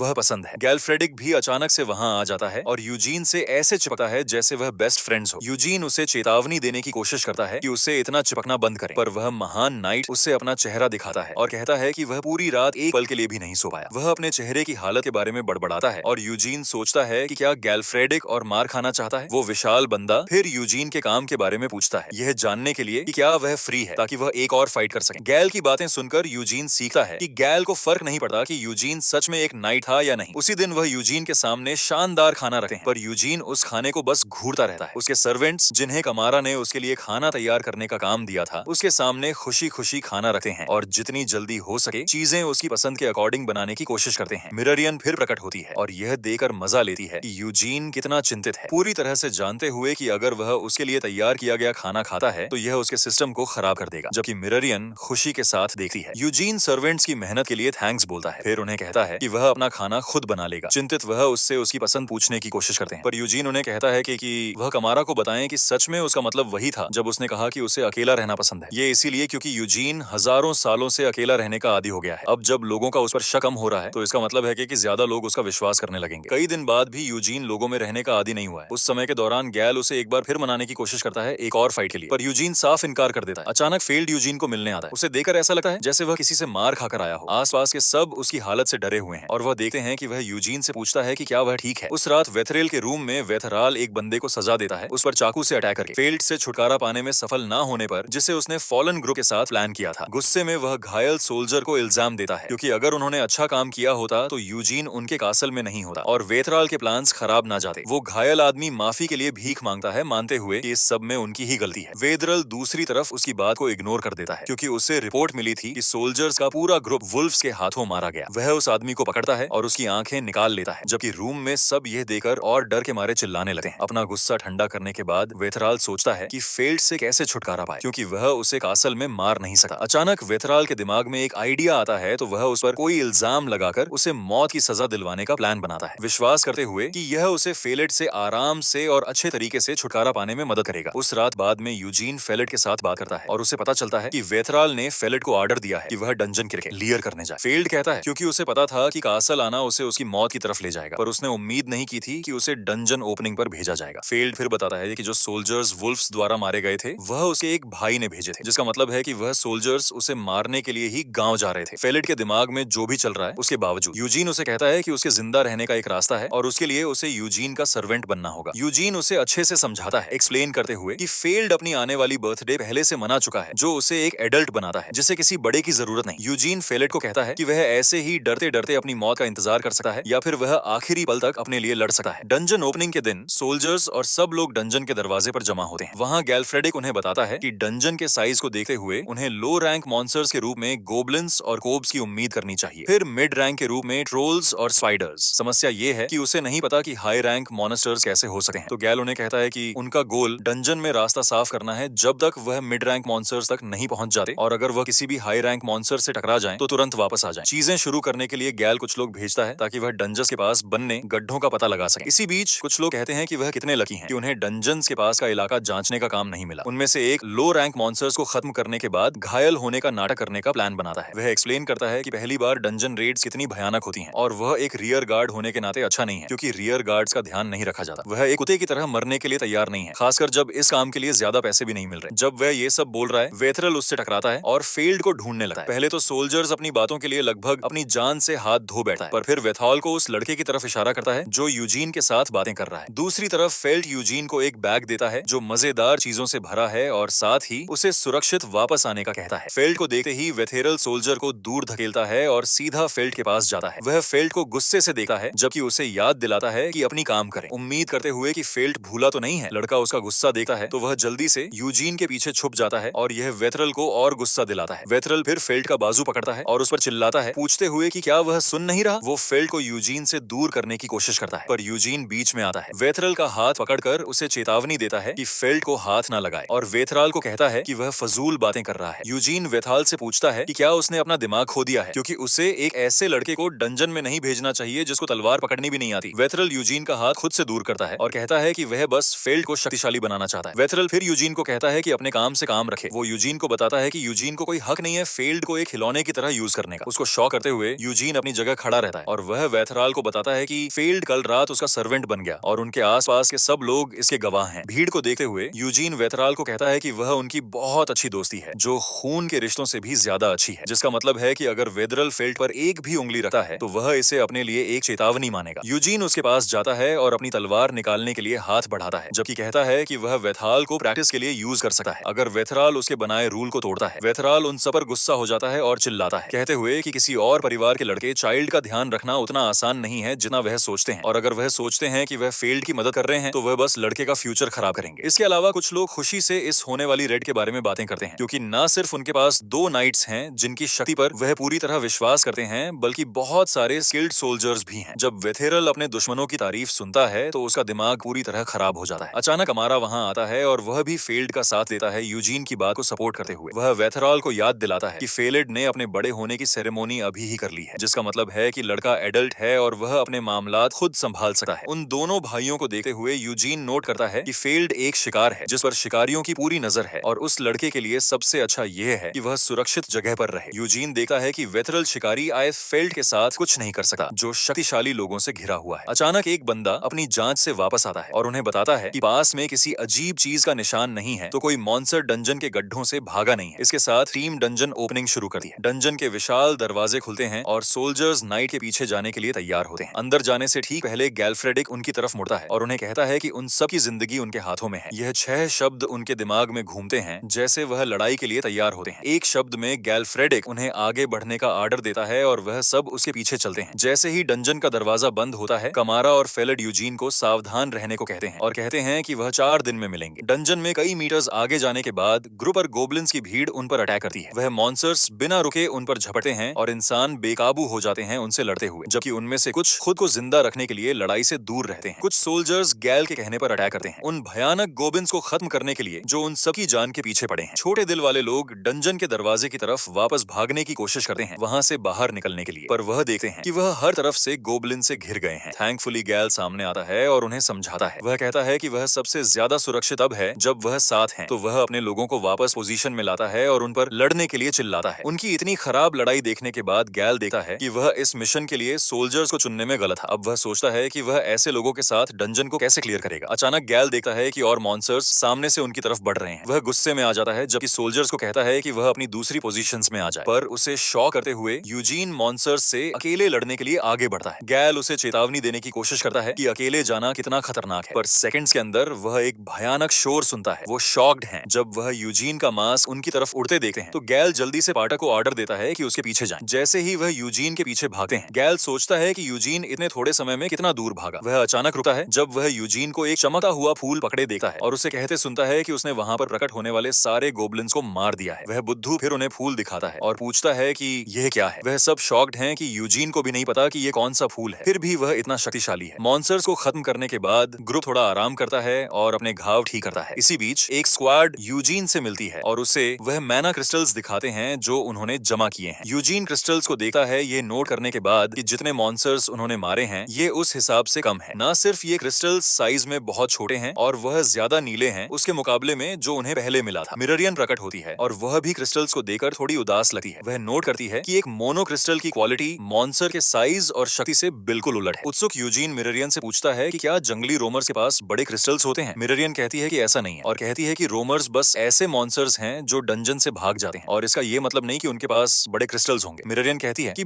बड़े क्रिस्टल्स वाले रोमर्स बहुत कम पाए जाते हैं और ढूंढना मुश्किल होता है। जैसे ही यूजीन उस पहले वाले मॉन्स्टर के बारे में सोचता है और खुद को क्रिस्टल पाने के लिए लकी मानता है। मिररियन बताती है जिस तरह से उन्हें क्रिस्टल्स मिल रहे हैं उसके बेसिस पर नोबल्स से मदद लेना और डंजन्स में जाना बेकार है। जैसे ही वह सोचता है कि क्या डंजन में हाई रैंक के मॉन्स्टर्स हैं, कहीं से एक जोरदार चीख की आवाज आती है। उसे सुनकर गैल कहता है कि उन्हें रेस्ट करने का समय नहीं मिल रहा और वह अपने लोगों को ऑर्डर देता है कि वापस अपनी पोजीशंस ले लें। उनको देखकर ऐसा लगता है जैसे वह किसी भी पल गिर जाएंगे। तो गैल गुस्से से उन्हें वो बताता है कि वह और यूजीन सामने होंगे जबकि वह पीछे आएंगे। किसी भी समस्या से बचने के लिए गैल उन्हें धमकी देता है कि जिसने भी भागने की कोशिश की वह उसे नहीं छोड़ेगा। यूजीन शॉक्ड है कि उसे सामने की पोजीशन दी गई है जबकि वह पहली बार डंजन में आया है, पर गैल एक्सप्लेन करता है कि सोल्जर्स से कोई मदद नहीं मिल रही तो यूजीन को आगे बढ़ना पड़ेगा। साथ ही जो मॉन्स्टर्स उनका सामना करने वाले हैं वह कोई आम मॉन्स्टर्स नहीं है। गैल सामने इशारा करता है बताते हुए कि वहां के मॉन्स्टर्स वह हैं जो गोब्लिन्स को अपने सोल्जर्स की तरह कंट्रोल करते हैं। इसका मतलब है कि वह कुछ हाई से छोटे लेवल के मॉन्स्टर्स का सामना करने वाले हैं। अगर वह सच में उन मॉन्स्टर्स को हरा देते हैं तो हाई रैंकिंग मॉन्स्टर्स डंजन के बहुत अंदर उनका इंतजार कर रहे होंगे। जैसे यूजीन चुपचाप सुनता है, उसे अपनी नई शक्ति याद आती है जो उसे पहले वाले रोमरर्स से लड़ने के बाद मिली थी। अब वह सोचता है कि अगर वह एक और मैना क्रिस्टल पा लेता है तो उसे कौन सी नई शक्ति मिलेगी। वह फिर गैल को बताता है कि वह कम से कम 50 फुट सुन सकता है जो उनसे लगभग 100 मीटर्स दूर है और उनके पीछे और भी भारी आवाजें हैं। उत्सुक गैल यूजीन को एक हथियार देता है और उससे कहता है कि इसे मॉन्स्टर की तरफ फेंके। यूजीन वह लेता है और अपनी पूरी शक्ति से उसे फेंकता है। वह हथियार एक ट्रोल से टकरा जाता है और सब तुरंत आने वाले मॉन्स्टर से लड़ने के लिए आगे बढ़ते हैं। यूजीन सीधा मॉन्स्टर पर अटैक करता है तो गैल अपने बंदों को ऑर्डर देता है कि उसके पीछे जाएं और उसकी मदद करें। सोल्जर्स उसकी बात सुनते हैं और फिर यूजीन को बताने की कोशिश करते हैं कि वह उसकी मदद करने आए हैं, पर वह वहीं जम जाते हैं यह देकर कि यूजीन ट्रोल पर कूदा है, उसकी आंख काट देता है। यूजीन उसके सिर में अपनी उंगलियां घुसा देता है। उस दिन जिसने यूजीन को लड़ते देखा उसकी नजर में एक नाइट होने का मतलब बिल्कुल बदल गया। वह असल मतलब जिसे इंसान नाइट की शक्तियों के रूप में जानते थे उस दिन उलट गई जब उन्होंने यूजीन को लड़ते देखा। यूजीन के लिए उसका फाइटिंग स्टाइल एक आर्म नाइट से कहीं आगे था, बल्कि एक ब्लडी बीस्ट का स्टाइल था। गोब्लिन्स की एक पूरे परिवार को मारने के बाद उन्होंने थोड़ी देर रेस्ट करने और घायल सोल्जर्स की मदद करने का सोचा, पर सोल्जर्स बुरी तरह डर चुके थे। गैल नोटिस करता है कि उसके ज्यादातर सोल्जर्स ने आगे बढ़ने की शक्ति खो दी थी, पर ये उनके शरीर के घाव की वजह से नहीं था, ये उस मेंटल टॉर्चर की वजह से था जो यूजीन के भयानक तरीके से लड़ने की वजह से हुआ था। गैल्फ्रेडिक जानता था कि वह और आगे नहीं बढ़ सकते, तो उसने सोचा कि यूजीन को बताया कि उन्हें वापस जाना चाहिए क्योंकि वह पहले से ही अपना बनाया हुआ टारगेट पूरा कर चुके थे। पर यूजीन कहता है कि वह अभी थका नहीं है और जिद करता है कि वापस जाना बेकार होगा क्योंकि उन्हें नहीं पता कि वह दोबारा डंजन में कब आ पाएंगे। यूजीन यह भी कहता है अगर वह जाना चाहते हैं तो जा सकते हैं, पर गैल चिल्लाता कि उन्हें साथ में आगे बढ़ना होगा, जो पहले से ही डरे हुए सोल्जर्स को और डरा देता है। यूजीन उस गोब्लिन की लाशों के ढेर से नीचे उतरता है जिनका उसने अभी अभी अंत किया था और गैल फ्रेडे को कहता है कि सब सोल्जर्स को डंजन से बाहर ले जाएं, उसे बताते हुए कि सिर्फ वह और उसके सोल्जर्स ही आगे बढ़ेंगे। गैल सोचता है कि यूजीन ने सोल्जर्स का डर देख लिया था और उनका ख्याल रखने का सोच रहा है। वह यूजीन को एक अच्छे दिल वाले नाइट के रूप में सोचने लगा जो दिखने में सख्त है पर अपने से कमजोर सोल्जर्स की परवाह करता है। गैल के पास कोई और चॉइस ना होने पर वह यूजीन के साथ जाता है, सोचते हुए कि यूजीन एक ऐसा आदमी था जिसने उसे दोबारा सोचने पर मजबूर किया कि एक नाइट किसे कहते हैं। कुछ पल बाद यूजीन और उसके साथी डंजन में और अंदर जाते हैं। रास्ते में रॉबिन कहता है कि उसे इस सब में बिना किसी वजह के घसीटा गया है, फिर भी उसने खुद को समझाया यह सोचकर कि यूजीन इतना शक्तिशाली था कि वह खुद से एक ट्रोल को हरा सकता है, जिसका मतलब है कि वह सब कुछ संभाल सकता है। अचानक रॉबिन का पांव किसी चीज पे आता है और जब वह अपना पांव उठाता है तो पता चलता है कि ये एक छोटा स्पाइडर था, पर जब वह ऊपर देखता है तो स्पाइडर्स की पूरी भीड़ को वहां लटका हुआ पाता है। ये गुफा वाले ग्रेट स्पाइडर्स ऐसे मॉन्स्टर्स हैं जो ग्रुप्स में रहते हैं। ये अपने शिकार को एक खास जहर से मारते हैं और फिर उन्हें खा जाते हैं। अचानक स्पाइडर्स नीचे आ जाते हैं और पूरी स्पीड से उनकी तरफ बढ़ने लगते हैं। पाठक यूजीन से कहता है कि उन्हें वापस चले जाना चाहिए क्योंकि यहाँ बहुत ज्यादा स्पाइडर्स हैं, पर यूजीन बस अपनी तलवार उन स्पाइडर्स पर घुमाता है और उन्हें एक ही वार में मार देता है और पाठक को कहता है कि यह संख्या उसके लिए कुछ भी नहीं है। पाठक रॉबिन पर चिल्लाता है कि वह भी लड़ाई में मदद करें और रॉबिन कहता है कि वह पहले से लड़ रहा है। वह सब स्पाइडर्स को टुकड़ों में काटने लगते हैं। तभी एक स्पाइडर रॉबिन को पकड़ लेता है और वह उसका अंत करने ही वाला होता है कि यूजीन समय पर अपनी तलवार से उसके 2 टुकड़े कर देता है। रॉबिन को बाल बाल मरने से बचा लेता है। रॉबिन देखता है कि कैसे यूजीन ने सारे स्पाइडर्स को एक ही वार में खत्म कर दिया है। वह यूजीन की तारीफ करता है पर साथ ही कहता है कि उन्हें अब सच सच में वापस जाना चाहिए। रॉबिन फिर अपने कैप्टन की तरफ देखा, जो बिल्कुल चुपचाप खड़ा था। वह ऊपर देखते हुए डर से कांप रहा होता है। रोमर्स में एक जैसे मॉन्स्टर्स के अंदर भी अलग अलग रैंक्स होते हैं, बट हायर रैंक्स का मिलना बहुत मुश्किल है, तो उन्हें डंजन में जाने से पहले ध्यान में भी नहीं रखा जाता। फिर भी पाठक अपने सामने हाईएस्ट रैंक्स के ग्रेट स्पाइडर्स देखता है। ये लॉर्ड रैंक्ड था। पाठक यूजीन को कहता है कि उन्हें तुरंत वापस जाना चाहिए, क्योंकि वह इतने भयानक स्पाइडर लॉर्ड के खिलाफ कुछ नहीं कर पाएंगे। पर यूजीन पूरा सीरियस होकर उनके नाम पुकारता है, जिसकी वजह से दोनों उससे एक खास ऑरा फील करते हैं। वह उन्हें वहां से जाने का कहता है, बताते हुए कि स्पाइडर लॉर्ड उसका शिकार है। पाठक डर से कांपते हुए कहता है कि वह समझ गया, और वह दोनों वहां से तुरंत भाग जाते हैं, क्योंकि उस अजीब डर की वजह से उन्होंने अपने शरीर पर से कंट्रोल भी खो दिया है। मिररियन दोनों को भागते देखकर हंसती है और उसे बताती है उन दोनों की शक्ति उससे बहुत ज्यादा कम है। वह मिररियन से पूछता है कि क्या स्पाइडर लॉर्ड उस नदी के मॉन्स्टर के बराबर एक रोमर है, पर मिररियन जवाब देती है कि नहीं, और बताती है कि इस मॉन्स्टर का लेवल पहले वाले मॉन्स्टर से भी कई ज्यादा शक्तिशाली है। फिर भी उसे फर्क नहीं पड़ा, क्योंकि उसे सिर्फ ये परवाह थी कि स्पाइडर लॉर्ड का मोनोक्रिस्टल नदी के मॉन्स्टर से भी बड़ा था। स्पाइडर लॉर्ड फिर जोर से हिलता है, अपने साथ पूरे डंजन को हिलाते हुए। पर यूजीन कहता है कि जितनी चाहे कोशिश करें, आखिर एक ट्रेजर चेस्ट को खोलना जितना मुश्किल होता है, उतनी ही ज्यादा खुशी होती है अंदर की चीज को पाने के लिए। अगले दिन एक छोटा स्पाइडर चाय के कप की तरफ जा रहा होता है, पर वह वहां पहुंचने से पहले ही 2 टुकड़ों में काट दी जाती है। दूसरी शक्ति जो यूजीन को स्पाइडर लॉर्ड के माना क्रिस्टल से मिली थी, वह कैमोफ्लाज थी। अपनी स्किन को शक्तिशाली बनाकर और कैमोफ्लाज यूज करके इंसानों जैसी स्किन बनाना। वह आखिर सनलाइट के नीचे बिना किसी कवर के खड़ा हो पाता है। इसके साथ सनलाइट से बचने की समस्या भी काफी हद तक कम हो गई। एक लेडी नोटिस करती है कि वह अपने मास्क के बिना घूम रहा था, और पूछी कि उसने इतने समय तक मास्क पहनकर अपने सुंदर चेहरे को क्यों छुपा रखा था। नोबल लेडीज उसकी तरफ खींची चली आती है और उसे फ्लर्ट करने की कोशिश कर रही थी, पर वह उस सबसे अनकंफर्टेबल हो रहा था, और उसके लिए मुश्किल और भी बढ़ गई, क्योंकि मिररियन भी उसे चिढ़ाने लगी थी। लेडीज में से इनेप्सय एक ने पूछा कि क्या उसमें किसी तरह के एल्फ का खून शामिल है, क्योंकि वह इतना हैंडसम है। यह बात सुनकर यूजीन कंफ्यूज हो जाता है, और उसे समझ आता है कि उसके लिए समस्याएं और भी बढ़ सकती हैं। तभी गैलफ्रेडिक, जो किसी को पीट रहा था, यह बात सुनकर खुशी से यूजीन की तरफ आता है। फ्रेडिक उसे बताता है कि उसकी आंखें इतने अंधेरे डंजस में भी तेज थीं। उसके कान एक जंगली डॉग की तरह सुन सकते थे, और उसकी मूवमेंट्स फुर्तीली थी, और उसकी शक्ति किसी मॉन्स्टर जैसी थी, खासकर जब उसने वह हथियार फेंका। फ्रेडिक ये भी बताता है कि ऐसा हो ही नहीं सकता कि वह एक आम इंसान है, जिसकी वजह से यूजीन के पसीने छूट जाते हैं। पर फिर गैलफ्रेडिक प्राउडली चिल्लाता है कि यूजीन के रगों में जरूर एल्फ का खून दौड़ रहा है। गैलफ्रेडिक ने फिर पूछा कि वह इतने अच्छे लुक्स के साथ इतने समय तक छुकर कैसे रहा, क्योंकि उस इलाके में किसी की नजर में ना आना मुश्किल था। यूजीन कहता है कि गैलफ्रेडिक सच में एक बुद्धू है, और वह जवाब देता है कि उसने कभी सच में जानबूझकर खुद को छुपाने की कोशिश नहीं की। लेडीज और गैलफ्रेडिक भी उसकी सुंदरता से हैरान थे। उसने सिंपली उन्हें वह दे दिया जो वह सुनना चाहते थे, और डिसाइड किया कि अगर दोबारा कोई ऐसा सवाल करेगा तो वह यह बहाना बना देगा कि उसके पूर्वजों में से एक एल्फ था। जो यूजीन को मोनोक्रिस्टल मिली थी, वह सिर्फ कोई आम शक्ति नहीं थी। उसी पल उसके शरीर से एक और निशान गायब हो जाता है। वह यादें जो उसने कभी नहीं देखी थी, उसके दिमाग में आती हैं। वह खुद को एक अनजान जगह पर लेटा हुआ देखता है। एक नाजुक हाथ उसका हाथ पकड़े हुए है। उस अनजान जगह पर एक बेल बजती है, और सब उसे घूर रहे हैं। वह सोचने लगा कि उसकी यादों में देखने वाली वह औरत कौन थी, और क्या वह यादें सच में उसकी थी। पर फिर वह असल दुनिया में वापस आता है, जब वह किसी को अपना नाम चिल्लाते हुए सुनता है। यह रॉबिन था, जो मदद के लिए चिल्ला रहा था, और गैलफ्रेडिक रॉबिन को याद दिलाता है कि वह यूजीन के लिए सिर्फ बोझ बन गया था। रॉबिन कहता है कि यह इसीलिए क्योंकि यूजीन इंसान नहीं है। कोई भी नॉर्मल इंसान होता तो वह जरूर भाग जाता, पर रॉबिन का जवाब गलत था, और यूजीन गैलफ्रेडिक को खुशी खुशी रॉबिन को पीटते देखता है। एक ही चीज जो यूजीन सच में याद रख पाया, वह उसका नाम था। पर पिछली कुछ घटनाओं की वजह से उसके साथ बार बार एक ही चीज हो रही थी। ऐसा लग रहा था कि जैसे जैसे वह निशान मिट रहे थे, उसे अपने बारे में बहुत सी पुरानी चीजें पता लग रही थी। न कि ऐसी झूठी बातें कि वह एक नाइट है या उसमें एल्फ का खून दौड़ रहा है, बल्कि वह सच में कौन था। बाद में वह सब लॉर्ड के रूम में जमा थे, और लॉर्ड अर्विन ने उन्हें बताया कि उसने डंजन ओपनिंग की सफलता के बारे में सुना है। गैल ने अपना इंट्रोडक्शन गैलफ्रेडिक के तीसरे बेटे के रूप में दिया। यह देखते हुए यूजीन ने उसकी कॉपी की और अपना इंट्रोडक्शन यूजीन के सबसे बड़े बेटे के रूप में दिया। लॉर्ड ने उनकी तारीफ की और यूजीन को कुछ दिया। ये एक सर्टिफिकेट था जो उसको यान ऑफ हाउस की पहचान की गारंटी देता है। यूजीन वह ले लेता है और लॉर्ड को थैंक्स बोलता है, पर लॉर्ड फिर जोर से खांसने लगता है, जो कमारा को चिंता में डाल देता है। लॉर्ड कमारा को कहता है कि उसके भाई के काम उसके दिमाग पर भारी पड़ गए हैं, जो उसे सुकून में मरने से रोक रहा है। कमारा अपने फादर को विश्वास दिलाता है कि वह अच्छे से और सुरक्षा से उन सब चीजों को संभालेगा जो उसने अपनी पूरी जिंदगी लगाकर खड़ी की है। फिर भी लॉर्ड कमारा को याद दिलाता कि उसकी जमीन सिर्फ धूल और ज्यादा कुछ नहीं है, और कि एक लॉर्ड को हमेशा अपने लोगों की देखभाल करनी चाहिए, अपनी जमीन की नहीं, और उन्हें लीड करना चाहिए। वह आखिरी शब्द बोलने के साथ लॉर्ड अपना दम तोड़ देता है। यूजीन ने नोटिस किया कि बहुत से लोग लॉर्ड के मरने पर बहुत दुखी हैं, पर यह भी देखा कि एक बंदे के मरने पर हर कोई दुखी नहीं होता। वह साफ तौर पर घमंडी वेतराल की तरफ इशारा कर रहा था। बाद में सूरज डूबने से पहले गैलफ्रेडिक ने कमारा से लॉर्ड के अंतिम संस्कार के दौरान जल्दी जाने के लिए सॉरी बोला, पर कमारा समझ गया कि उसकी अपनी समस्या थी। गैल ने फिर पूछा कि क्या यूजीन को वहाँ रुकने के बारे में पूरा विश्वास है, और उसने जवाब दिया कि वह एक बार फिर डंजन में जाना चाहता है। इतनी मेहनत करके इसे खोलने के बाद छोड़ देना बेकार होगा। गैलफ्रेड यह बात सुनकर डिसअपॉइंटेड था और बताता है कि काउंट ऑफ एवर ग्रो को यूजीन से मिलकर बहुत खुशी होती। गैलफ्रेड फिर अपना हाथ आगे बढ़ाता है और उसे बताता कि उस जैसे शक्तिशाली नाइट के साथ लड़ना बहुत खुशी की बात थी और वह उम्मीद करता है कि अगले बार वह दुश्मनों की तरह नहीं मिलेंगे। यूजीन पहले थोड़ा घबराता है पर फिर उससे हाथ मिलाता है। गैलफ्रेड के जाने के बाद वह पाठक को तैयारी करने का ऑर्डर दिया। फेलेड ये बात सुनकर पाठक से पूछता है कि वो क्यों जा रहे हैं, जब यूजीन ने अभी अभी कहा कि वह यहाँ रुकने वाला है। पाठक ने एक जवाब दिया कि नाइट्स को रूल के हिसाब से घोड़े की सवारी करनी चाहिए, तो वह ट्रेडिंग कंपनी जा रहे हैं यूजीन के लिए एक घोड़ा लाने के लिए। और मॉन्सर के बाय प्रोडक्ट्स बेचने फेल्ड को ये बात समझ आ जाती है और कहता है कि वह हमेशा यूजीन के सर्वेंट के रूप में उसकी मदद करेगा। पर यूजीन फेल्ड को बताता है कि उसे कुछ समय तक फेल्ड की मदद की जरूरत नहीं पड़ेगी, जो फेल्ड को कंफ्यूज कर देता है। इससे पहले कि वह पूरी तरह इसका मतलब समझ पाता, उसने खुद को बड़े बॉक्सेस उठाते और मैरिन में काम करते हुए पाता है। किंगडम ऑफ कॉलर का सबसे बड़ा शहर चीजों से भरे बॉक्सेस रखने के बाद सब बंदे देखने के लिए जमा होते हैं और रॉबिन ने गर्व से उन्हें ये बताता है कि यह चीजें डंजन की बाय प्रोडक्ट्स हैं जो यूजीन लाया था। लोग यूजीन को उस बंदे के रूप में पहचानते हैं जिसने डंजन में एक जिंदा ट्रोल का सिर उड़ा दिया था और वह उत्सुकता से अपने सामने पड़ी चीजों को पास से देखने लगे, जबकि उनके पीछे फेल्ड मेहनत से सब कुछ जमा करने में लगा हुआ था। पर उसने देखा कि यूजीन किसी से बात करने में काफी समय ले रहा था। कहीं और पैलेंट ट्रेडिंग कंपनी के बिलमोर यूजीन को मनाने की कोशिश कर रहा था कि वह लोग खुद उसके बाय प्रोडक्ट संभालने की जिम्मेदारी लेंगे। यूजीन को थोड़ा शक था जब पाठक ने बताया था कि वह एक अच्छी ट्रेडिंग कंपनी को जानता है, पर वह हैरान था कि पाठक ने उसे इतनी बड़ी कंपनी से मिलवाया है। उसे समझ आता है कि यह उसके जैसे इंसान के लिए कितना कीमती था जिसको इंसानों से मिलने की इतनी जानकारी नहीं थी। बिलमोर यूजीन को राजी करने की कोशिश कर रहा था, पर अचानक किसी ने गुस्से से दरवाजा खोल दिया, बिलमोर को पीटते हुए और पूछते हुए कि यूजीन कौन था। दोनों आदमियों को शॉक करते हुए पाठक ने यूजीन को कहा कि चीजें खराब हो सकती हैं, जो उसे कंफ्यूज कर गया। पाठक ने बताया कि वह आदमी एक सेक्रेटरी था जो पालन ट्रेडिंग कंपनी के मैनेजर के अंडर काम करता है, मतलब वह बिलमोर से ज्यादा पावर रखता है और शायद बाय प्रोडक्ट्स को कम प्राइस पर खरीदने आया है। पाठक ने यूजीन को बताया कि वह बहुत सावधानी से उसका काम करवाएगा अगर वह ट्रेडिंग के लिए एक अच्छा साथी चाहता है, जिससे यूजीन थोड़ा खफा लगता है। बिलमोर उस आदमी को ग्रेल के नाम से पुकारता है और उसे बताता है कि वह पहले से यूजीन का काम देख रहा है, पर ग्रेल बिलमोर को कहता है कि पीछे हट जाए और ऐसे बंदे से पंगा ना ले जिससे वह जीत नहीं सकता। ग्रेल ने फिर कहा कि हर जगह यूजीन के बारे में काफी बातें हो रही थी। वह नाइट जिसने टर्विन के इलाके में अपने हाथों से एक ट्रोल का सिर फाड़ दिया था और कि वह डंजन बाय प्रोडक्ट्स की एक पूरी छितरंग साथ लाया था, पर असल में ग्रेल विश्वास करता था कि यह झूठी अफवाहें थी। एक नए नाइट की साजिश लगती है अपनी चीजों की कीमत बढ़ाने के लिए। ग्रेल आगे बढ़ता है कहते हुए कि पेन ट्रेडिंग कंपनी का मैनेजर खुद यूजीन के साथ कॉन्ट्रैक्ट साइन करना चाहता था और कहता है कि वह इस जगह को छोड़कर उसके साथ चले। ग्रेल सोच रहा था कि यूजीन बस एक बुद्धू था जो सिर्फ शक्ति को समझता था और वह उसे कीमत बढ़ाना चाहता था, पर अचानक ग्रेल को एक अजीब सा दबाव फील हुआ जैसे यूजीन उसे घूर रहा था। डर के मारे ग्रेल जल्दी से अपनी टोन बदलता है और सम्मान से यूजीन से अपना इंट्रोडक्शन देता है, बताते हुए कि यह एक अच्छा चांस था। यूजीन पूछता है कि वह किस तरह के चांस की बात कर रहा था। ग्रेल अब लड़खड़ाते हुए बताता है कि यह बाय प्रोडक्ट्स को अच्छी कीमत में बेचने का चांस था क्योंकि डेप्यूटी मैनेजर खुद डील करेगा, पर यूजीन उसकी बात नहीं मानता और ज्यादा गुस्से भरी नजरों से उसे देखता है। ग्रेल को और ज्यादा डराते हुए ग्रेल ने फिर से सॉरी बोला कहते हुए कि उसका बुरा बर्ताव करने का इरादा नहीं था। फिर भी यूजीन पीछे नहीं हटा और इस वजह से ग्रेल के पास डर के मारे वहां से भागने के अलावा कोई चॉइस नहीं बची, चिल्लाते हुए कि वह किसी और दिन वापस आएगा। बिलमोर रोने पर आ गया था। यूजीन का कॉन्ट्रैक्ट डिप्टी मैनेजर के साथ खत्म करने के बाद चाहे वह रूल्स को पूरी तरह समझा नहीं था, फिर भी उसने यूजीन की हर तरह से मदद करने की कसम खाई, उसे कहते हुए कि जब भी उसे कुछ चाहिए बस उसे बुला ले। बिलमोर ने फिर खुशी खुशी पूछा कि वह काम कब शुरू करेंगे और यूजीन ने कहा कि वह तुरंत शुरू करेंगे, जबकि पेन ट्रेडिंग कंपनी में ग्रेल ने डेप्यूटी मैनेजर को बताया कि यूजीन ने उनकी ऑफर मानने से इनकार कर दिया और बताया है कि वह कोई आम आदमी नहीं है। डेप्यूटी मैनेजर ने ग्रेल को अपना सिर उठाने को कहा, कहते हुए कि नाइट्स अक्सर गुरूर में होते हैं। उसने कहा कि वह अपने तरीके से यूजीन के लिए चीजें मुश्किल बना सकते हैं क्योंकि उनके जैसी कंपनी के पास पैसे और चीजों की पावर है। उसने सोचा कि यह मुश्किल नहीं होगा, खासकर एक गरीब नाइट के खिलाफ जिसके पास एक घोड़ा भी नहीं है। फिर उसने ग्रेल को ऑर्डर दिया कि यूजीन को एक गिफ्ट भेजें, एक ऐसा जो इतना कीमती है कि एक गरीब नाइट उसे लेने से मना नहीं कर सकता। कहीं और फेल्ट ने यूजीन से पूछा कि क्या वह उसे ऑर्डर कर रहा है कि वहीं रहें और बाय प्रोडक्ट्स बेचना जारी रखें, जिस पर यूजीन ने हाँ में जवाब दिया। फेल्ट समझ नहीं पाया और पूछा कि क्या यह इसीलिए है क्योंकि उसकी स्किल्स अभी भी उसके साथ चलने के लिए बहुत कम है। उसे मनाने की कोशिश करते हुए फेल्ट ने वादा किया कि वह तुरंत तलवार की ट्रेनिंग शुरू करेगा। यूजीन ने बस पूछा कि एक रिटेनर का काम क्या है और फेल्ट ने जवाब दिया कि उसका काम नाइट की सेवा करना है, लड़ाई और बाकी दिनों दोनों में। यूजीन ने उसकी समझबूझ की तारीफ की और बताया कि अभी उसका काम उसके रिटेनर के रूप में हर रोज उसकी सेवा करना है। उसने फेल्ड को कहा कि जो बाय प्रोडक्ट्स वह लड़ाई से वापस लाता है उन्हें बेचे और पैसे जमा करें, बताते हुए कि यह उसके नाइट की तरफ से दिया गया एक मिशन है। वह फेल्ड को वहां छोड़कर जाने के लिए मुड़ा, उसे कहते हुए कि वह बाकी बिलमोर के साथ रहते हुए और काम करते सीख सकता है, जो उसे बिजनेस के बारे में बहुत कुछ सिखाएगा। फेल्ड बुरा फील करता है पर साथ ही खुद को याद दिलाता चिल्लाता है कि अगर यूजीन ना होता तो वह बहुत पहले मर गया होता। अब इस तरह दुखी होना बेकार है। पर उसका मूड अच्छा हो गया जब यूजीन ने उसे बताया कि जब उन्होंने कुछ पैसे जमा कर लिए तो वह उसे तलवार चलाना सिखाने के बारे में सोचेगा और कि किसी दिन फेल्ट को एक सच्चे रिटेनर के रूप में लड़ाई में उसकी मदद करनी होगी। फेल्ट खुश था और वह उसकी बात मानने की ठान लेता है। अगले दिन सड़क पर यूजीन सोचता है कि पैसे कितनी जल्दी खत्म हो गए, चाहे उन्होंने सिर्फ बहुत जरूरी चीजें ही खरीदी थी। मिररियन रोती है जब वह खाली पाउच को देखती है और कहती है कि उसका पर्स इतना खाली है, यह देखकर उसका दिल भी खाली हो गया है। जबकि मिररियन नाटक कर रही थी। यूजीन पास में कुछ देखता है, चमकते हुए कवच का एक सेट। पाठक ने उसे बताया कि यह प्लेट आर्मर है, हर नाइट का एक सपना। जब यूजीन ने पूछा कि क्या यह महंगा है, पाठक बताता है कि यह सिर्फ महंगा नहीं है, अमीर नाइट्स भी अक्सर ऐसा कवच अपनी पीढ़ियों में आगे भेजते हैं जो इसे बहुत कीमती बनाता है। जब यूजीन कवच को घूर रहा था, रॉबिन ने अचानक उसका नाम चिल्लाया और फुल स्पीड से उनकी तरफ भागा, उन्हें बताते हुए कि एक विशाल मॉन्स्टर मैरिन के बाहर प्रकट हुआ है। रॉबिन बताता है कि मारिन के पूर्वी जंगलों से रोमर्स निकलकर शहर की तरफ आ रहे थे और यहाँ के सोल्जर्स मुश्किल से उन्हें रोक पा रहे थे। पाटे कहता है कि उन्हें जाकर रोमर्स से लड़ना चाहिए, पर यूजीन पूछता है क्यों। रॉबिन नाटक करते हुए कहता है कि यह डंजन्स के उलट है, जैसे डंजन्स का कोई मालिक होता है और उसकी फीस होती है। रोमर हंट्स बिल्कुल फ्री हैं। मारिन एक बड़ा शहर होने के नाते एक परफेक्ट जगह है मॉन्स्टर्स से पाई गई चीजें और डंजन्स के लूट को ज्यादा कीमत पर बेचने की बिना किसी टैक्स के। रॉबिन चिल्लाता है कि इसका मतलब है पैसों का एक बड़ा ढेर, और बिना कुछ सोचे यूजीन कहता है कि उन्हें जाना चाहिए क्योंकि इसमें सोचने की कोई जरूरत नहीं। अचानक कोई उन्हें रोकता है। यह ग्रेल था। उसका सांस फूला हुआ था और वह अपने साथ एक घोड़ा लाया था। ग्रेल गर्व से बताता है कि डेप्यूटी मैनेजर ने एक बड़ा घोड़ा उसके लिए गिफ्ट के तौर पर भेजा है। वह बताता है कि घोड़े के रेशम जैसे चमकते काले बाल हैं, स्ट्रैंग मसल्स हैं और यह एक थरोब्रेड है जो कि घोड़ों की सबसे अच्छी रेस में से एक मानी जाती है। यूजीन पूछता है कि क्या डेप्यूटी मैनेजर ने सच में यह उससे दिया है। यूजीन की भयानक नजर से डरते हुए ग्रेल हाँ में जवाब देता है और विश्वास दिलाता है कि यह सिर्फ एक गिफ्ट है, बिना किसी कीमत के। यूजीन घोड़े की तरफ भागता है जो उससे मिलकर खुश लगता है। फिर वह किसी हीरो की तरह घोड़े पर चढ़ता है और ग्रेल को कहता है कि वह डेप्यूटी मैनेजर को गिफ्ट के लिए थैंक्स बोले, फिर पैसे कमाने के लिए वहां से चला जाता है। रॉबिन पार्टिक को कहता है कि यूजीन पहले से ही जा चुका है और पूछता है कि वह क्या करें। पार्टिक सवाल से गुस्सा होते हुए उस पर चिल्लाता है कि यूजीन के पीछे भागो, ग्रेल को पीछे छोड़कर जो हैरान खड़ा है। कुछ पल बाद मारिन शहर के जंगल में गोबलिन्स एक इंसान की लाश खा रहे थे। जब वह एक घोड़े की आवाज सुनते हैं, इससे पहले कि वह कुछ समझ पाते, उनके सर उनके शरीर से अलग हो जाते हैं। मिररियन नोट करती है कि रोमर्स की संख्या बहुत बड़ी है क्योंकि वह बहुत पीछे से भी उन्हें देख सकते थे। वह सोचती है कि शायद ज्यादातर मारिन के नाइट्स मारे गए हैं, पर यूजीन कहता है कि यह अच्छी बात है, उसे वैसे भी लूट शेयर करना पसंद नहीं। कुछ पल बाद यूजीन उधर पहुंचता है और देखता है कि सोल्जर्स रोमर्स से लड़ने के लिए अपनी पूरी कोशिश कर रहे हैं, जबकि नाइट ऑनर्क्स से घिरा हुआ है। नाइट गर्व के साथ ऑनर्क्स पर चिल्लाता है कि वह आगे नहीं बढ़ सकते जब तक वह उसे मार नहीं देते, पर जैसे ही ऑनर्क्स गुस्से से पास आते हैं, उसका घोड़ा डर के मारे खड़ा हो जाता है और उसे जमीन पर फेंक कर भाग जाता है। नाइट अभी भी अपना सम्मान बनाए रखने की कोशिश करता है, अपना इंट्रोडक्शन माद्रिका के रूप में देता है, पर उसका कॉन्फिडेंस हिल जाता है जब एक ऑर्क उसके सामने जमीन तोड़ देता है। वो ऑर्क्स को अपने टुकड़े करने के लिए तैयार खड़ा देखता है। जैसे ही वह उसे खत्म करने के लिए आगे बढ़ते हैं, माद्रिका चिल्लाता है और डर से मदद मांगता है, पर किस्मत से यूजीन ठीक समय पर एक हथियार ऑर्क की तरफ फेंकता है और उसका सर फाड़ देता है। यूजीन आगे बढ़ता है और एक ही वार में माद्रिका को घेरने वाले ऑर्क्स को काट देता है और उसे कुछ ही पल में बचा लेता है। हैरान, माद्रिका उसका नाम पूछता है। आने वाले ऑर्क को देखे बिना यूजीन अपनी तलवार उठाता है और उसे फेंकता है। ऑनर को तुरंत मार देता है। माद्रिका एक बार फिर इंप्रेस्ड हो जाता है, पर यूजीन पूछता है कि क्या उस पल में उसका नाम सच में मैटर करता है, कहते हुए कि अगर माद्रिका मर गया होता तो यह उसका नाम जानने का कोई फायदा ना होता। जैसे ही रोमर्स उनकी तरफ बढ़ते हैं, माद्रिका जल्दी से खड़ा होता है, अपनी तलवार निकालता है और चिल्लाता है कि जब वह उस नरक से निकल जाएंगे तो वह उसका नाम दोबारा पूछेगा। बाद में सब मॉन्स्टर्स को सफलता से खत्म करने के बाद माद्रिका सबको बताता है कि सैकड़ों गोबलिन्स चींटियों की तरह शहर में घुस आए थे, पर वो आखिर तक लड़ते रहे और सबसे मुश्किल समय पर एक नाइट प्रकट हुआ जो गोबलिन्स को बिना किसी झिझक के मारता रहा, पूरी जान लगाकर लड़ता रहा और मारिन की सुरक्षा करता रहा। शहर के लोग उसकी इतनी लंबी कहानी सुनकर तंग आ चुके थे और पूछते हैं कि नाइट कौन था। माद्रिका बताता है कि वह जान यूजीन था। नाम सुनकर भीड़ की उत्सुकता बढ़ जाती है। उन्हें यूजीन याद आता है उस नाइट के रूप में जिसने टर्विन के इलाके में डंजन क्लियर किया था। सब लोग यूजीन का नाम चिल्लाने लगते हैं, उसे एक हीरो मानते हुए और उसकी तारीफ करते हुए। लुइस पेलिन मारिन का मेयर और पैलन ट्रेडिंग कंपनी का पुराना रिप्रेजेंटेटिव यूजीन के लिए शहर के लोगों का प्यार देता है और अपनी ग्रैंड डॉटर प्रोसिलिया को, जो कंपनी की डेप्यूटी मैनेजर है, सच्चाई बताता है कि जितना यूजीन को लोग जानेंगे उसे कंट्रोल करना उतना ही मुश्किल होगा। वो उससे पूछता है कि क्या यूजीन को इस तरह छोड़ना सच में सही है। प्रोसिलिया लुइस को विश्वास दिलाती है कि सब कुछ कंट्रोल में है। असल में वह चाहती है कि यूजीन का नाम बनता रहे, क्योंकि कोई जितना ऊपर जाता है उतना ही ज्यादा गिरने का डर होता है। फिर वह लुइस से पूछती है कि क्या वह यूजीन के साथ यात्रा करने वाले बच्चे के बारे में जानता है। वह पूछता है कि क्या वह फेल्ड की बात कर रही है जो उनकी कंपनी को बाय प्रोडक्ट्स बेच रहा है। वह हाँ कहती है और बताती है कि उसे अपनी जांच से पता चला है कि फेल्ड टर्विन परिवार का एक सदस्य है। वह कहती है कि लगता है यूजीन बिजनेस की मदद से पैसे कमाने की कोशिश कर रहा है और इस काम के लिए फेल्ड को यूज कर रहा है। अगर वह दोनों को अपनी मुट्ठी में कर लेते हैं तो यह टर्विन के बनने वाले लॉर्ड के साथ ताल्लुक बनाने में मदद कर सकता है। लुइस प्रोसिलिया के प्लान से इम्प्रेस्ड है और रियलाइज करता है कि वह उसका इरादा एक ऐसे नाइट की लॉयल्टी खरीदना है जो एक रॉयल परिवार के बेटे को ट्रेन कर रहा है। वह यूजीन को एक गिफ्ट भेजने का सोचता है और अपना असली इरादा छुपाने के लिए सबसे कहेगा कि मेयर होने के नाते उसका काम है कि शहर को बचाने वाले हीरो को रिवॉर्ड दे। लुइस प्रोसिलिया को बताता है कि वह उसे भी सामने लाएगा और उसे इसका अच्छा फायदा उठाने को कहता है, जिसे वह गर्व से मानती है और थैंक्स बोलती है। उस रात बाद में प्रोसिलिया के घर में वह सुकून से अपनी चाय पीती है और सब चीजों के बारे में सोचती है कि जो लोग प्यासे होते हैं वह पानी के किनारे आ जाते हैं। एक व्यापारी के रूप में सिर्फ एक ही काम है। वह स्माइल करती है, प्यास लगने से पहले ही एक कुआं खोदने का प्लान बनाते हुए, इंतजार करते हुए जब तक यूजीन बिना किसी झिझक या शक के उसे पी ले। जो वह नहीं जानती वह यह है कि यूजीन पानी नहीं बल्कि खून पीता है। तभी उसके गेस्ट रूम का दरवाजा खुलता है और वह अपने गेस्ट का एक स्माइल के साथ स्वागत करती है। वो यूजीन को मारिन का हीरो कहती है, उसे खुश करने की उम्मीद करते हुए। पर यूजीन बिना किसी एक्सप्रेशन के कहता है कि वह उसको थैंक्स करने आया है। वह पूछता है कि क्या वह पायलटन ट्रेडिंग कंपनी की मालिक है, जिस पर वह हाँ कहती है और उसे बैठने को कहती है। जैसे ही वह उसे देखती है वह नोट करती है कि वह न सिर्फ सुंदर है बल्कि भयानक भी है। एक नाइट जो सिर्फ अपने हाथों से एक ट्रोल का सर काट सकता है। वह हर नाइट से अलग था जिससे वह पहले मिली थी। वह उसके द्वारा पहने गए कवच की तारीफ करती है जो लुइस का दिया हुआ गिफ्ट है और उसे बताती है कि यह मारिन की सबसे अच्छी दुकान से बनवाया गया था। वह बताती है कि यह सबसे सख्त लोहे और ऑगर की हड्डी से बनाया गया है, जिससे इसे इतनी शक्ति मिलती है कि एक ड्रैगन को भी इसे काटने में दिक्कत होगी। वह उससे पूछती है कि यह कैसा लग रहा है। वह कहता है कि वह जब वह अगले डंजन में जाएगा तो ही इसकी शक्ति देख पाएगा और सब गिफ्ट्स के लिए थैंक्स बोलते हुए सोचता है उन्होंने उसके लोगों का भी अच्छा ख्याल रखा है। पर वो ये भी कहता है कि उसने इतने सारे गिफ्ट्स की उम्मीद नहीं की थी। वह उसकी बेवकूफी पर हंसती है और अपना असली काम बताने ही वाली होती है कि यूजीन खड़ा हो जाता है इससे पहले कि वह अपनी बात पूरी कर पाए। वह उसे कहता है कि उसे बहुत से काम है इसलिए अब वह जा रहा है। चौंकते हुए वह पूछती है कि क्या वह अब भी से जा रहा है। जैन यूजीन पीछे मुड़ता है और उसे कहता है कि वह मारिन में दोबारा रुकने जरूर आएगा जब टर्विन का डंजन पूरा क्लियर हो जाएगा। वो उसे बस इतना ही कहता है। उसे और चिढ़ाने के लिए वह कहता है कि उसका कॉन्ट्रैक्ट सिर्फ डंजन से लाई गई चीजें बेचने का है और यह उनकी आखिरी मीटिंग होगी। वह अब से माना क्रिस्टल्स जमा करने पर ध्यान देना चाहता है। शॉक्ड प्रोसिलिया चिल्लाती है और यूजीन को वहीं रुकने का कहती है। वह पूछती है कि क्या सच में उनके बीच बात करने के लिए कुछ भी नहीं है। पर वह मुड़ता है और पूछता है कि वह कहना क्या चाहती है। वह उस पर मासूम बनने का नाटक करने का इल्जाम लगाती है और कहती है कि ऐसे बर्ताव की एक हद है। वह उसे याद दिलाती है कि उन्होंने उसे मारिन का सबसे महंगा कवच गिफ्ट किया है, एक महंगा घोड़ा रहने के लिए उनका सबसे अच्छा होटल और स्वादिष्ट खाना। वह कहती है कि जो चीजें उसने बेची वह उन सर्विस की आधी कीमत चुकाने के लिए भी काफी नहीं थे। वह पूछती है कि क्या वह सच में ऐसा बर्ताव करने वाला है कि जैसे उसे एक भी चीज की कीमत नहीं पता जो उसे दी गई है। वह यह भी कहती है कि उसे अब तक एक नाइट होने के नाते उसे सीख लेना चाहिए था कि दुनिया में कुछ भी फ्री नहीं आता। आखिर में वह उसे एक्सपोज करने की चिताती देती है, कहते हुए कि अगर वह उनकी कीमत चुकाने से मना करता है तो मारिन के लोग जो उसे पसंद करते हैं जान लेंगे कि वह सिर्फ एक घमंडी नाइट से ज्यादा कुछ नहीं है जिसे सम्मान का कुछ नहीं पता। यह उसे गुस्सा दिला देता है। यूजीन पहले कुछ नहीं बोलता पर फिर स्माइल करता है और कहता है कि यह सब बेकार है। वह उसे याद दिलाता है कि उसने उनकी पहली मीटिंग में उसे बताया था कि वह सब गिफ्ट्स फ्री हैं और उन्होंने अपनी मर्जी से उसे दिए हैं। फिर भी अब वह उन गिफ्ट्स की कीमत चुकाने का कह रही है। फिर वह उसे घूरता है और पूछता है कि क्या एक बेकार व्यापारी उसे डराने की कोशिश कर रही है। प्रोसिलिया के लोग डर जाते हैं जबकि यूजीन के बंदे खुश लगते हैं। वह उसके पास आता है और उसे कहता है कि उसने उसे गलत समझ लिया है। वह उसे एक बार फिर बताता है कि उसने पहले से ही पेन ट्रेडिंग कंपनी के साथ बिलमोर की मदद से एक कॉन्ट्रैक्ट किया है और जब तक वह शांति से उसकी चीजें खरीदती रहती है उसे कोई फर्क नहीं पड़ता कि मारिन के लोग उसके बारे में क्या कहते हैं। उसके और पास आते हुए वह उसे चेतावनी देता है कि जैसे उसने खुद कहा हर चीज की एक कीमत है, तो अगर वह अपना मुंह चलाती रही उसे जल्दी ही पता चलेगा कि कीमत चुकाना किसे कहते हैं। एक बार फिर मुड़कर वह कहता है कि बाहर से ये सिर्फ ऐसा दिखता है जैसे वह अपने ही शहर के लोगों को धोखा दे रहे हैं, एक ऐसे नाइट से बुरा बर्ताव करके जिसने उनके शहर को बचाया है। वह उसे चेतावनी देता है कि अगर चीजें ऐसे ही चलती रहीं तो अगली किसी समस्या में एक भी नाइट उनके शहर को बचाने के लिए नहीं आएगा। यूजीन के निकलने के बाद रॉबिन और पाठक उसके साथ चले जाते हैं, पर जाने से पहले पाठक प्रोसिलिया की तरफ मुड़ता है और कहता है कि यह सच में बहुत बुरा है। वह कहता है कि अगर उसका बर्ताव अच्छा होता तो वह सच में एक अच्छा रिलेशन बना सकते थे। डर और एम्ब्रेसमेंट से प्रोसिलिया फिर से यूजीन को रुकने का कहती है। वह उसके सामने झुकती है और दिल से सॉरी बोलती है, मानते हुए कि उसका बर्ताव गलत था। वह मानती है कि ज्यादा फायदा पाने की कोशिश में उसने यूजीन को गलत समझ लिया था और अपने रिलेशनशिप को फिर से शुरू करने को कहती है। वह बताती है कि वह बिलमोर के साथ किए गए कॉन्ट्रैक्ट को खुद संभालेगी, पर उस कॉन्ट्रैक्ट में कुछ और भी डालना चाहती है और वादा करती है कि उसके लिए चिंता करने के लिए कुछ नहीं होगा। प्रोसिलिया ऐसे बहुत से नाइट्स से मिली थी जो महंगी और लग्जरी चीजों के लालच में आकर उनके जाल में फंस गए थे। ज्यादातर नाइट्स बुद्धू थे जो नाम और पैसों का पीछा करते थे, पर उसे समझ आ चुकी है कि यूजीन अलग है तो उसके साथ खेलना बहुत खतरनाक हो सकता है। वह खुद को ऐसा बर्ताव करने पर बुरा भला कहती है और अब समझती है कि उसे ऐसी फीलिंग्स क्यों आ रही थी कि वह उसे जाने नहीं दे सकती। किस्मत से उसके लिए यूजीन बैठ जाता है। कम से कम उसकी एक बात सुनने के लिए मान जाता है, पर चेतावनी देता है कि इस दफा कुछ गलत नहीं होना चाहिए। वह थोड़ा अच्छा फील करती है और उसकी दया के लिए थैंक्स बोलती है। बाद में यूजीन और उसके बंदे दोबारा अपनी यात्रा पर थे। मिररियन उसके नए कपड़ों को देखती है और जोर से कहती है कि वह पूरी दुनिया में सबसे कूल है, जबकि यूजीन उस पर ज्यादा ध्यान नहीं देता। पाटेक उसे कहता है कि उसने एक बहुत अच्छा कॉन्ट्रैक्ट किया है और बताता है कि पालन ट्रेडिंग कंपनी इतनी बड़ी और जानी मानी कंपनी है कि इसे इग्नोर नहीं किया जा सकता। पाटेक ये भी कहता है कि पैलन के पूरे साम्राज्य में 100 ब्रांचेस हैं, जबकि मारिन में उनकी मेन कंपनी है और वह साथ ही उन नोबल्स के परिवारों के साथ बिजनेस करते हैं जिनके पास काफी पैसा होता है, जैसे टोरविन परिवार। पाटेक उसे बताता है कि पालिन लाखों डंजन और भूल भुलैया लेने देने में बहुत सावधान रहती है। उस लेवल पर यह शायद एक नोबल परिवार से अपॉइंटमेंट लेने से भी ज्यादा फायदा दे सकता है। पाटेक फिर यूजीन की बात करने की शानदार स्किल्स की तारीफ करता है, पर यूजीन मानता है कि उसने वह चीजें सिर्फ इसलिए कही थी क्योंकि वह गुस्से में था। अचानक वह किसी को पूछते सुनते हैं कि क्या सिर्फ एक महंगा कवच पहन लेने से कोई नाइट बन जाता है, और एक टकला आदमी यूजीन को चिढ़ाता है कि उसके पास सिर्फ सुंदरता ही है और वह अच्छे से तलवार भी नहीं चला सकता। मिररियन गुस्सा है, पर यूजीन इग्नोर करता है। कमारा फिर उनसे मिलने आता है और यूजीन अपने घोड़े से उतर जाता है, पूछते हुए कि क्या वह उसे लॉर्ड अर्विन बुलाए। कमारा उसे कहता है कि वह जिस नाम से चाहे उसे बुला सकता है और कहता है कि यूजीन काफी बदल गया है। यूजीन वहाँ के हालात के बारे में पूछता है और कमारा बताता है कि बदलने के बजाय थेल ने दोबारा से नए बंदे हायर कर लिए हैं, पर कुछ गलत है। यूजीन पूछता है कि उसका क्या मतलब है और कमारा उसे उन सोल्जर्स के बारे में याद दिलाता है जो ब्लैक वुल्फ्स द्वारा मार दिए गए थे, क्योंकि वह असल में एक बेकार ग्रुप था। किसी वजह से जो सोल्जर्स वथाल इस बार लाया है वह वैसी ही फीलिंग देते हैं। कमारा फिर उसे बताता है कि वह डंजन में जाने वाली पार्टी के कमांडर बनेगा। टकला आदमी यह बात सुनकर गुस्से में आ जाता है और पूछता है कि अगर यूजीन डंजन में मर जाता है तो क्या वह कमांडर बन सकता है जो उसके ग्रुप को हंसाता है और कमारा को गुस्सा दिलाता है। वह आदमी कहता है कि यह कुछ ऐसा नहीं था जो वह सच में कहना चाहता था, पर एक डंजन कोई पिकनिक नहीं है। वह बताता है कि डंजन में इंसान की जान एक चींटी की तरह सस्ती है और उन्हें हर किस्म के हालात के लिए तैयार रहना होगा। स्माइल करते हुए वह यूजीन की तरफ देखता है और कहता है कि वह उस पर नजर रखेगा। यूजीन शांति से जवाब देता है कि यह कोई बुरा आइडिया नहीं है। अगर वह मर गया तो टकला आदमी कमांडर बन सकता है। फिर वह अनाउंस करता है कि उन्हें अब डंजन के अंदर जाना चाहिए और वह सब एक साथ आगे बढ़ेंगे। मिररियन उस टकले पर गुस्सा होती है और यूजीन उसे विश्वास दिलाता है कि वह उसको पहले से जानता है। ये साफ तौर पर विथल की चालों में से एक वो डंजन के अंदर सोल्जर्स के हाथों यूजीन को मरवाना चाहता है। यूजीन और उसके सोल्जर्स पहले डंजन में जाते हैं और उनके पीछे वो नए सोल्जर्स जाते हैं। यूजीन को ऐसा लगता है कि इस बार डंजन में बहुत मजा आने वाला है। कुछ पल बाद यूजीन डंजन में रोमर्स को मारने में बिजी है। उनकी लाशों का एकदम साफाई से ढेर लगाते हुए वो बिना किसी दिक्कत के लड़ता है, जबकि टकले आदमी को समझ आती है कि यूजीन के बारे में उसने जो भी सुना वह झूठ नहीं था। यूजीन सामने खड़ा अकेले ही 100 आदमियों का काम संभाल रहा है, जबकि बाकी सोल्जर्स बस खड़े हैं और देख रहे हैं। टकले आदमी के लिए यूजीन एक शक्तिशाली दीवार की तरह था। उनके सामने एक विशाल सुरक्षा कवच जैसा। वो अपनी तलवार जोर से पकड़ता है, एक चांस का इंतजार करते हुए, बस एक चांस, ताकि उसकी जहर वाली तलवार यूजीन को खत्म कर सके। यूजीन फिर सबको बताता है कि आगे वह इलाका है जहां सिर्फ मिड रैंक मॉन्स्टर्स पाए जाते हैं और उस जगह पर वो अब उनकी जान की गारंटी नहीं दे सकता। सिर्फ वह जो अपनी जान दांव पर लगाने के लिए तैयार है उसके साथ चलें। वह खास तौर पर टकले आदमी और उसके बंदों को ये बात कहता है कि जो आखिरी सांस तक लड़ सकते हैं आगे बढ़ें। टकला आदमी गर्व से कहता है कि अगर यूजीन जा रहा है तो वह भी जा रहे हैं, विश्वास करते हुए कि यह उनका चांस है। रॉबिन भी उसके साथ जाने का सोचता है, पर पाटेक उसे रोकता है और यूजीन को कहता है कि वह थोड़ी देर इंतजार करेंगे। रॉबिन कंफ्यूज्ड है और पाटेक बताता है कि यूजीन के दिमाग में एक अलग प्लान है। डंजन की गहराई में यूजीन याद करता है कि आखिरी दफा जब वह गैल्फ्रेडे के साथ आया था यूजीन को उसके बिना थोड़ा बोरिंग लग रहा है। आगे बढ़ते हुए यूजीन सोचता है कि भले ही उसने गैल्फ्रेडे को सिर्फ ऊपर ऊपर से जांचा था, वह बता सकता था कि वह एक बहुत अच्छा लीडर था। ऐसा लीडर जो जानता था कि किस समय पर क्या करना है और कब खुद आगे बढ़कर सबसे खतरनाक रोल्स लेने हैं। कार्ल फ्रेडे के साथ वो इस डंजन को सुरक्षा के साथ क्लियर कर सकते थे, चाहे कुछ अनजान सोल्जर्स भी साथ हो। उत्सुक वह सोचता है कि इन हालात में गॉलफ्रेडे क्या करता। फिर मुड़कर देखता है कि टकला और उसके बंदे अपने हथियार लिए उसे मारने के लिए तैयार खड़े हैं। यूजीन खुश है कि उन्होंने आखिर अपना नाटक बंद कर दिया। वो उन्हें कहता है कि अगर उन्हें मारने की इतनी इच्छा है तो वह खुशी से उनकी इच्छा पूरी करेगा। मेरियन यूजीन के इर्द गिर्द पानी जमा करती है, सबको कंफ्यूज करते हुए। फिर मिररियन हंसती है और पानी की एक तेज लहर बनाती है, उनकी सारी टॉर्चेस को बुझाते हुए। जैसे ही हर जगह अंधेरा फैलता है सब बुरी तरह डर जाते हैं। कुछ विश्वास नहीं कर सकते कि यूजीन को मैजिक आता है। टकला आदमी अपने ग्रुप को शांत करने की कोशिश करता है और उन्हें कहता है कि अपने टॉर्चेस दोबारा से लगाएं। उन लाल जानलेवा आंखों से अनजान जो उन्हें घूर रही है, एक एक करके वह सब मार दिए जाते हैं। काले अंधेरे में वह सिर्फ अपने साथियों की चीखें सुन सकते हैं। चाहे वह कितनी ही कोशिश कर लें, वो अपनी जान बचाने के लिए कुछ नहीं कर सकते और वह ऐसे ही अपनी जान गंवा देते हैं। 1 मिनट तक चिल्लाने और कोशिश के बाद टकला आदमी आखिर 2 पत्थरों से चिंगारी निकालने में सफल हो जाता है। वह उन्हें गाली देता है आग लगाने के लिए उत्सुक, पर इससे पहले कि वह कुछ करें वह नोटिस करता है कि चीखों की आवाज बंद हो गई है। इस